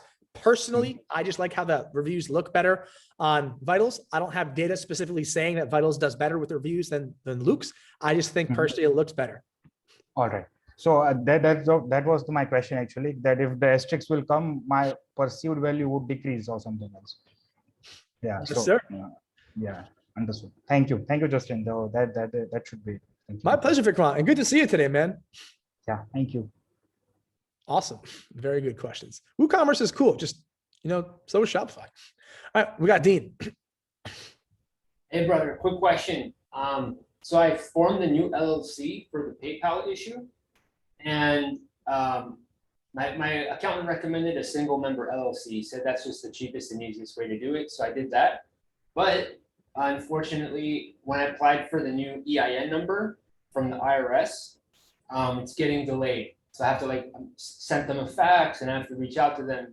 For some reason, the online application didn't go. Usually you can just get it immediately. I think it's because the name I chose for the LLC is kind of generic. So that might be why it got held up, according to my accountant. My question is, I need that for PayPal, right? I need the EIN number, or can I start a PayPal without it? What's going to happen is you could start it as a personal account. And then after they start to see some of that sales come in, they're going to give you a hold, let the payments continue to come in, but make you contact them to give them that information. Yeah, so I think I'll just wait for the EIN number because I don't want to get blacklisted. No, because remember I told you I almost got blacklisted like in 2017.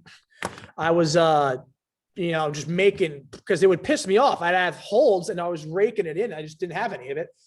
And ultimately, what I did is I would create new accounts, and then all of a sudden log in the accounts, big red bar. You have to go ahead and input this information here. Either input it here or contact us. They're going to know eventually. You'll get away with it for like a week or two, but then they're going to reach out. Yeah, I'll just wait and deal with it with the IRS, try to get that EIN, and then set up PayPal. Yeah, I know IRS is also backed up as hell right now also. Yeah. They also just hired 60,000 more audit employees as well. So it's a shit show over there. They have no idea what's going on. Okay, good to know. Yeah, I mean, all that shit, I hate dealing with it, which is why I don't like even talking about it, like as a coach, right? Because you have to have financial certification. So any questions about this stuff, always talk to an accountant or lawyer. I can always give you my experiences, etc. But even to this day, I'm seeing new shit that I haven't ever seen from the government. So. Okay, good to know. Thank you. And let me know if you need anything else, Dean. We got your back, man. I will. Thanks. My pleasure. Okay. Yeah, and Justin, that's the only thing they know, right? No, I'm just kidding. All right, and Dan. Hey, what's up, Justin? You all right? How you doing, brother? Yeah, good.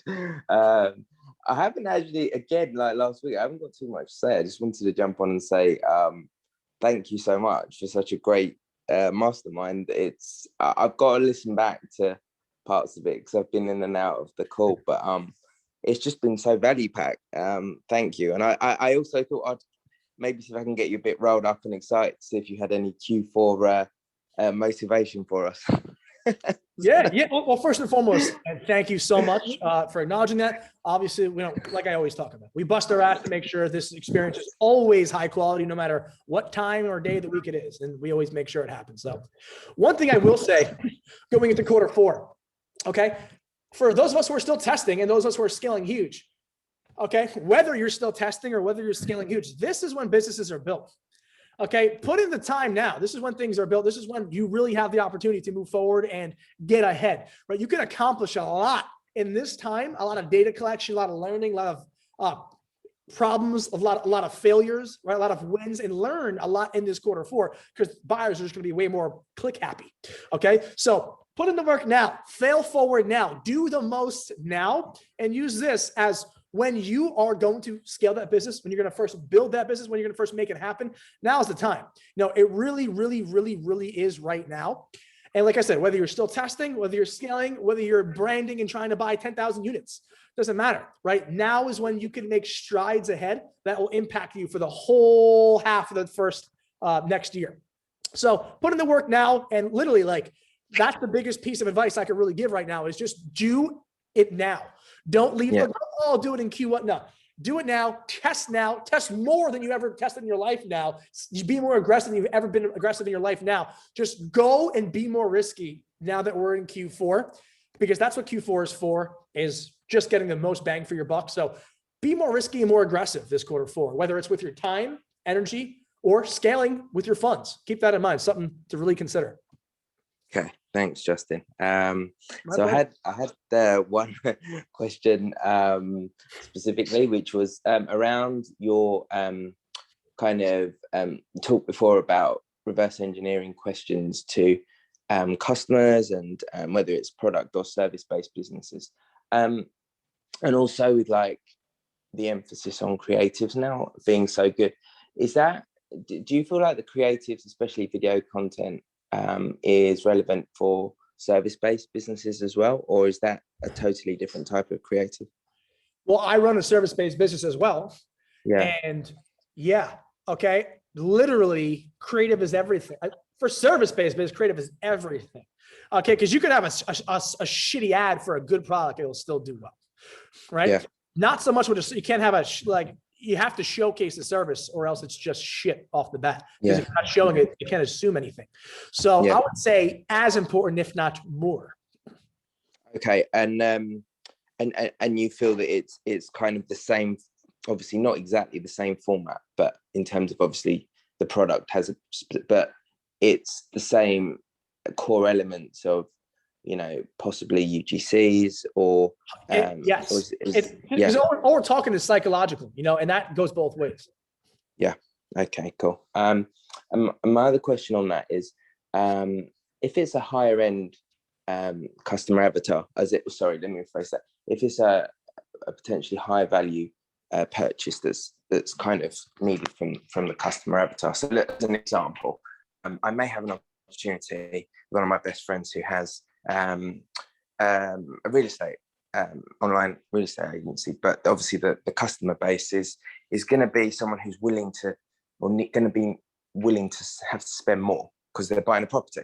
So is it, depending on the service you offer, is going to be tweaked by the video content that you put out? Because you see what I'm saying? Because obviously you have a absolutely it is. Yeah. And I also run real estate ads sometimes, by the way. Do you? Oh, right. I do. And we do. Yeah. Because my girlfriend is a agent, right? Who does very well as an agent. And, you know, we're just going to flood the pipeline with leads using Radius and obvious lead capture form, right? Don't go for, you know, meeting, just go for the lead capture form and then reach out cold calling. But yes, the video is important. I would say image, like one thing that does well is if you have a specific house, okay, if you have a specific house, what you want to do is get a tour of the house with you in it and make it very cinematic. Those get lots of duration watch times, and people who are super interested will watch toward the end. You could create custom audience and lookalikes of other people who are looking for houses in the same area as well. And obviously, when you collect all these in emails, you could create lookalikes that are better than interest targeting for that same radius. So yes, every video would be different. That's a whole nother program that I could go into about how to do service ads. Yeah, well, I was going to say, well, I mean, it's really interesting talking specifically about real estate. My friend I've mentioned before, but it's based out of Southeast Asia, but he's like, the company is worth, I think it's near on like 9 figures. It's really like growing rapidly, and he hasn't really focused on social media stuff. So I know you were mentioning about possibly branching out to doing a social media, you know, like course and stuff. Is that, sorry, not social, service-based. Is that something that you're still potentially going to look at, or has that launched already? It's just something that I might consider speaking to him about as a as a way to. I mean, the reason it's not out yet, because I've been working on it like the past like 8 months. So Yeah. now it's done, just getting edited. Should be launched in hopefully like a month or so. Okay. I'm speaking to him tomorrow, so I'll touch on the idea of where he's at with that. It'll just be good to. I know we've spoken about it previously, Yeah, and it's a full encompassing service. So literally, like if he's getting traction already with just making sales, we'll be able to really build an infrastructure and community to scale that, quite strategically, which is nice. So yeah, we know our way around services for sure. That'd be brilliant. Yeah, that'd be really, really good. And obviously, like when it's all done and dusted, and I've got like a kind of overview or a blueprint that you've got that I can show him as to what the course offers, I can then say to him, look, this is what I can do for you. This is what the course. So brilliant. Thanks, Justin. That's great. That's everything. And thanks again for a great mastermind. And I hope everyone has a great week. Hey, my absolute pleasure, Dan. And thank you so much. I will definitely be reaching out to you when that is completely done. Should be the next month. And thank you for the awesome feedback as well. Glad to have you there. Thanks, Justin. See ya. My pleasure, Dan. Very cool. And Adil. Hi. Hey, can you hear me okay? Yeah, I'm here. How are you? Thank you for giving me the floor. I'm new here. Welcome. I'm very new with e-commerce and all this stuff. And I got a store maybe 1 month ago. A kind of agency built it for me. And before I got in this group and with all these stuff I have to learn. So my question is that I already have some products in the store, and I used Shopify Aspects. Got it. Yeah, to find out some hard products that I want to add. But the concern is that I don't really know how to do it. Okay. And do I need to find out some suppliers before, or I may move on and just add them directly or automatically? That will take care of the concern. I don't really know. Got it. No, I got you.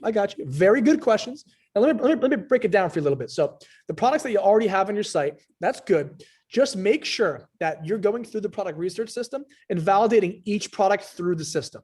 Have you watched that specific training yet in our university? No, not yet. Got it. Okay. So first thing I want you to do, Adil, and this is going to set you up on the right foot. In our Facebook group, the Platinum Club, you're familiar, right? Mm-hmm. Yeah, I'm in. Watch the guide sections of the Platinum Club. It's going to walk you through what to do first, second, third, fourth, and fifth.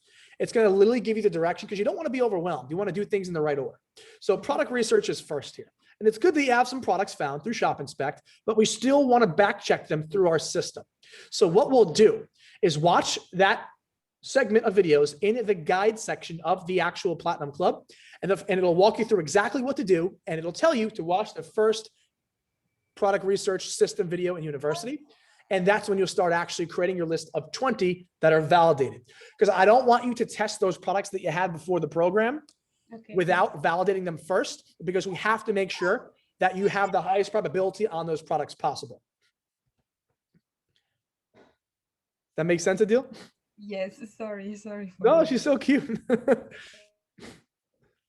So let's do exactly that. So I want to make sure you're moving in a very, very organized manner here and not getting overwhelmed, because there's a lot and it's easy to get overwhelmed, especially when you said guides. Guides. Yep. GUIDES, the guide section right in our private Platinum Club. And also I'm going to be having Arvin reach out to you as well, just to make sure that you get all of this properly and you're able to go ahead and navigate toward the right place, Adil, just to make sure that you're able to make the traction today. Is that okay? Okay, I got it. Thank you so much. Good. So be expecting a message from Arvind as well. He's reaching out to you now, and we're going to get you moving forward in the right direction, just so you're not overwhelmed. Because when you first join, this goes for everyone who just joined, okay, be sure to let me know as well. Like, I know that you just joined, but if you want a little bit of extra kind of guiding through the start, it's definitely necessary because it's a lot that we have here to offer, and you could easily get overwhelmed, and it's best just to know where to go first. And that's ultimately what we want to provide you with, is a real compass and brochure to get there. So Adil, be checking your inbox, and we'll be reaching out to you very shortly to put you in that direction. Okay, thank you so much. My pleasure. And thanks for hopping on today. Very cool. And we got Michelle. Hey, Justin and everyone. Hey, Just so Michelle. everybody knows, I am completely new to this, zero experience in any online business, internet marketing. So I apologize in advance if my questions are extremely rudimentary and like everybody already knows this stuff. It sounds like you guys are way ahead of me in this process, but I went through the guide videos and watched the mastermind that you told us to watch in the beginning. And I started going through the product selection videos. I'm not all the way done because I pause every probably 20 seconds to take notes. So it takes, double the time. But I did have a couple of questions. And when you went through the beanie example, and you were on the step where you went on Amazon and you used Unicorn Smasher, is that what it's called, to kind of like go through your product selection. And when you found the unique beanie, you stopped right there, right? And you didn't look at the rest of the products. So is that what you do? Like if you find I can't call it a winner, but if you find a product that you think you're going to move on for the next verification steps, do you go back to that same search and look for more in that list? Or do you just start with a completely new niche? First and foremost, Michelle, welcome. Honored to actually have you on today. Secondly, phenomenal question. Okay, definitely great question. So as you're going through, you always want to have the ideology that you want to have several different markets on your arsenal. Okay, but so to speak, if we are approaching winter and we're looking in the winter market, or we're in winter and we're looking in the winter market, okay, we'll stop at beanie, put it on our list. Awesome. And then when we want to find something else, I will absolutely go back there and continue scrolling and looking at other products, because that niche in that market is in trend and doing well. Okay, because we proved it and validated it through our system, and we're also in winter, right, which is important. So while we don't want to have 10 products in the same niche, we do want to go ahead and venture out to continue to look at the rest of the items to see if anything else would fit properly on our arsenal and make sense for us to market as well, as long as it passes the criteria. Does that make sense? That makes perfect sense. Here's also another newbie question. Oh, keep them coming, as many as you got, Michelle. So we have to go on Facebook Insights, and it looks like you need to create a business account. So is that like my first step for that, is create a business account? Yeah, so business account, get your Facebook page made, okay? It'll walk you through it, okay? Don't get overwhelmed by the Facebook platform, okay? I looked at it my first time. I never thought I'd become good at it, right? It's very overwhelming, but you're gonna get the understanding of it because we got your back the whole way. Facebook Business Manager, okay? Preferably on the profile that you've been using the last few years in your own Facebook account. Obviously, create a Facebook page to go with it as well. And you could also create your first ad account within your BM. Okay, that sounds good. So next question, as we go through this product research phase, and you have your 20 products, how often do you revisit? How often do you guys do product research? Is it a daily thing, a weekly, monthly? Well, it should be a daily thing up until when you have your first 20. The reason we have 20 is because you should be able to find a winner within 20 products tested, right? And if you don't, that means your research was a bit on the low end, right? So within 20, you should be able to find a great product that gets traction. With that being said, okay, we do want to go ahead and focus on product research, obviously, every day, okay? But now, up until the creation of the first 20, it's going to be the only thing we're focusing on every day. Once we have our first 20 built, then we'll be focusing on landing pages, et cetera, getting all of our other assets built, and then launching the ads. When you're running the ads, then you should really be focusing on continuing to conduct product research continually again, because then you could start to say, hey, I found a new product. I kind of like this more than this one. I'll put this new product here that validated the system and this one underneath. Because whatever we're doing is we're ordering the products from highest AliExpress order count to lowest. This way, we could constantly be rearranging our specific items in the order on the list after we create the first 20. But to answer your question, product research should be an everyday thing up until the 20 products. and should continue to be an everyday thing that you still ponder on to stay in the loop and to stay updated as to what niches and products are still doing well, in case you want to add one to your arsenal thereafter. Does that make sense? That's awesome. Yeah. And I guess you answered my next question, which was, how do you sort your product arsenal? And you just said it's by most Highest orders. AliExpress order count to lowest on the, because when you sort by orders, right, it's going to go ahead and give you the orders based on a monthly order count basis, and we'll reset on the first of each month. Okay. So you're going based off the monthly order count, which is real-time data as to the prioritization of testing that specific item.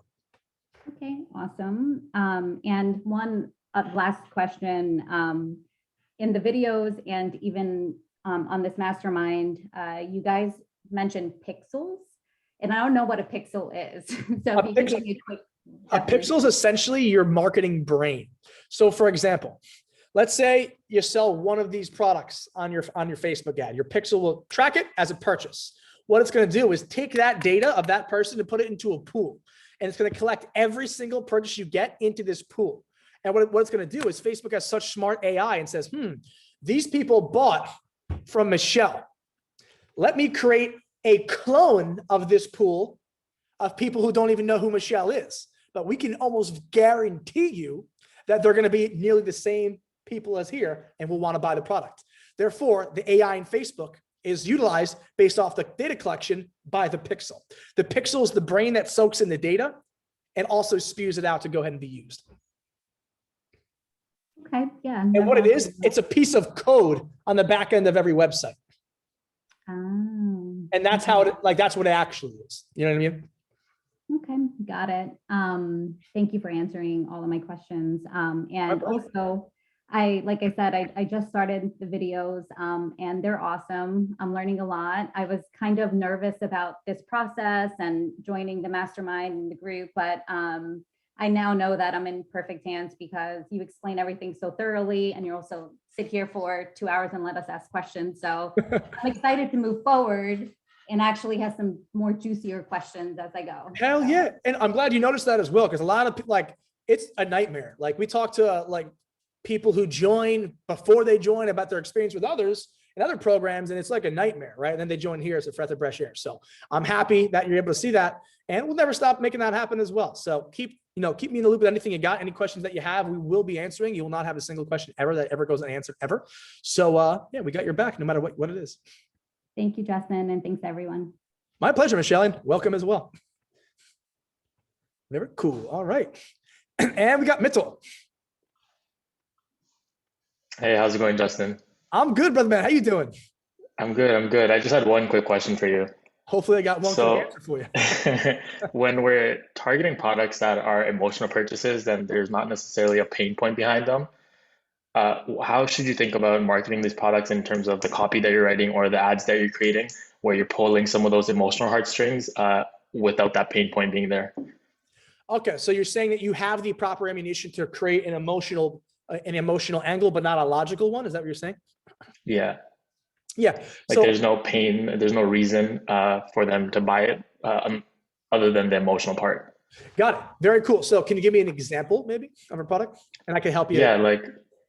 Yeah, like when we're selling like custom products, custom jewelry, custom blankets, anything like that, where those are emotional purchases. Okay, so the emotional purchase, maybe they're buying it for themselves because they deserve it, or they're buying it for their husband or their wife. So that's the emotional tie, right? Building a good relationship, building a good rapport with that other person you're buying it for, right? That's the emotional tie, being a good person, right? Building that rapport. So we already have that. So now we're saying, how do we go ahead and make it a logical purchase? Okay, now is when you want to go ahead and start to bring out the facts, right? What kind of diamond is it? What are other pricings like? Does this kind of push light through the diamond more so it's more sparkly, right? How is the ring fitted? Is it more comfortable? Is there a specific differentiation in the way that it goes on the finger, right? All of these things that I'm saying here are all minute details that in reality, people care about, right? And even with a product that's only emotional based, there's almost always, there will be minute details that people will care about and want to know about and be happy to hear about before they make the purchase, right? So when you have emotional, that's great. But now tap into, why would this make logical sense to buy? say, why would this make sense in my mind if I was to, for emotional purchase, I get it, but what makes logical sense to buy? Logical sense means spending less money on something that's better or spending on something that gets the job done better at higher quality, right? So all of these things are things you want to take into consideration. And I would say, if you're struggling that much to have a reason to buy the product, maybe it doesn't have the proper marketing angle capabilities that we once thought it did. So keep that in mind, okay? But emotion is one thing. Logic is pulled based off of the minute details of what could be a differentiator or what could add to the experience of using the product. Does that make sense? Yeah, okay. Cool. And with that being said, also, if you want help with marketing angles as well, when you create your landing page, drop it in Platinum and let us know, like you also want to have a bit more direction on the marketing angling for your specific item. So we can give you specific item feedback, and we have no problem helping you with the angle as well as auditing your landing page. Sounds good. Thanks, Justin. My pleasure, brother. And great question, by the way. Very nice. Very cool. And we got Wendy. Hey, just one more quick question. Michelle was asking about the pixel and you were explaining it. So is that why, like the other day, for instance, my friend sent me a link and a text like of a product and I clicked on it. And then like 20 minutes later, it was on my Facebook feed. You got pixeled, Wendy. Okay. I was curious on how that happened. So yeah, awesome. It's because it's, for example, the second you follow or message my IG account, right, you're going to get remarketed forever. Right? So same thing. That is pixeled. That account is pixeled. You go to the BSF website, you're pixeled. You go to one of our product brands website, you're pixeled. Okay. And that's why literally when you're searching up here, and here, this is a bit of a, when you're searching up, let's say globes, right? And then a month later, you get hit with a random globe ad. It's because you are now put into the actual lookalike audience data point that states that you probably like globes a lot if you looked it up. So that's how it works for lookalikes as well. The pixel is the data behind Facebook. And whenever you hit someone like a marketer's IG, a store's IG, a store's page, anyone who's running pixel, they're going to run that script on you and you're always going to get remarketed until you block that account. That's amazing. That's why I was curious, because I was like, I literally, all I did was click on, and we joke about it all the time. Like, somebody will send a link like, oh, check this thing out. And we'll click on it and then we'll resend the picture like, God damn it, you just did that to me. And now it's all up in my Facebook because I clicked on the thing. Right. And it's funny because, that's like the general joke of America. It's like, oh, we were just talking about it and it popped up. That's us doing it. We're the ones making that happen. That's amazing. I love it.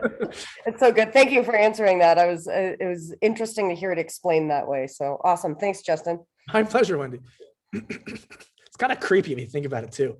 I don't know how I feel. I personally think like I love it because you can obviously do great marketing and there's two sides to it. It's one side, oh, well, you're showing your, like for some people say, oh, I don't want to get hit with ads. I'd rather just get hit with random ads. Would you really though? You want to get hit with like random ads? Don't you want to get hit with ads that like you like? It's just the way that you think. And that's why it's optional to opt in and opt out. I think personally, it was, listen, obviously I don't like the iOS 14 update, but I get where they're coming from, right? Because it's crazy. Like I remember in like 2016, I'd be running these ads and I just didn't understand how it was all legal because like all that data is just so useful, right? But now it's much more like pressed down. And I knew that was going to happen for the longest time. It was just lucky that we were able to be part of it so early on and learn how it works so we could use it better now as well. My man, Dan. Oh, hey, Justin. It was just a quick thing on what Wendy just said that might help people who are struggling for some inspiration. And I've said it before, but it's just good to reiterate for anyone that's new. If you're using ShopInspect or using Viral, so like both of them show Facebook ads that have gone viral. So for ShopInspect, just go to the advanced settings, search for a broad niche, and just what I tend to do is like put a minimum of say 200-300 likes and then put the country as the US, but it will bring up viral ads. And if you're finding ads that are in a niche that you might want to target, just start liking, commenting and adding the items to cart, because the pixel will retarget you with similar ads. So you're going to start getting ideas. It was just something I tried to do because then I can That's a great point. You honestly, everyone should do that. Like any store that you see, you like the ads, or you want to spy, like. It helps. Yeah, it was just an idea because it's helped me. Like sometimes, by doing that, it just shows me ads that I wouldn't have necessarily seen, and I'm trying to keep that pixel, updated and warmed up so it keeps showing me. And I agree with you about the opt-in, opt-out. I always opt in because I want the relevancy of what I'm being seen. So I think in a way, it's like you said, it's annoying, but it's a good thing. But anyway, it was just on what Wendy said. It was something I wanted to just share. I appreciate that, Dan. And everyone take that to heart as well. Be click happy with ads because that's going to make your specific mind more thorough when it comes to running your own. And you get to see their retargeting ads, which is really useful. Right. Appreciate that, Dan. Yeah, that's all right, Norris. Cool. All right, ladies and gents, that concludes our 3.5-hour mastermind session with all of us on our Sunday mastermind. So hopefully you guys enjoyed it today. Literally, I always get great feedback, but you guys blew me up today on my end. So I appreciate that. Awesome feedback as always. You guys really appreciated this one. We're gonna do a lot more like this as well. Q4 is here, so it's time to hunker down and make it happen, guys. Great energy, great wins, great struggles, great problems, and great fixing of them as well. We don't sugarcoat shit, okay? If you're doing good, that's great. If you're struggling, you're struggling. We're going to go ahead and help you win, right? A lot of people will go ahead and only talk about the positives. We sit back and talk about the actual negatives as well, because in this game, it's going to happen no matter where you're at. So with that being said, and we got last question. Betraying, what's up, brother? Hey, Justin. I have up, no my man? question today, but I just wanted to jump in and say hi to everyone and hi to you, Justin. For sure. And thank you for putting this great program, bro. It's awesome. Our pleasure. Yeah, you have a good day, man. Oh, thanks a lot, brother. No question. And everyone else. Oh, you're the man. All right, sounds good. But if you need anything else, we got you in platinum. Drop all the questions there if you have anything, my friend. Okay. For sure. Thank you. Bye. My pleasure. Very cool. All right. Well, that concludes today's session, ladies and gents. Hopefully you guys enjoyed. Every day of the week is another one in the books for us here at BSF. We're going to keep going forward to make the best out of this marketplace, guys. We are in the early stages of online marketing and advertising. So, don't forget that. We've been doing it for so long. We think we're grandpas and grandmas in this thing, but overall, pretty damn early if you think about it. We're pretty damn early. We're the pioneers of online marketing. That's crazy to think about. We're actually the pioneers.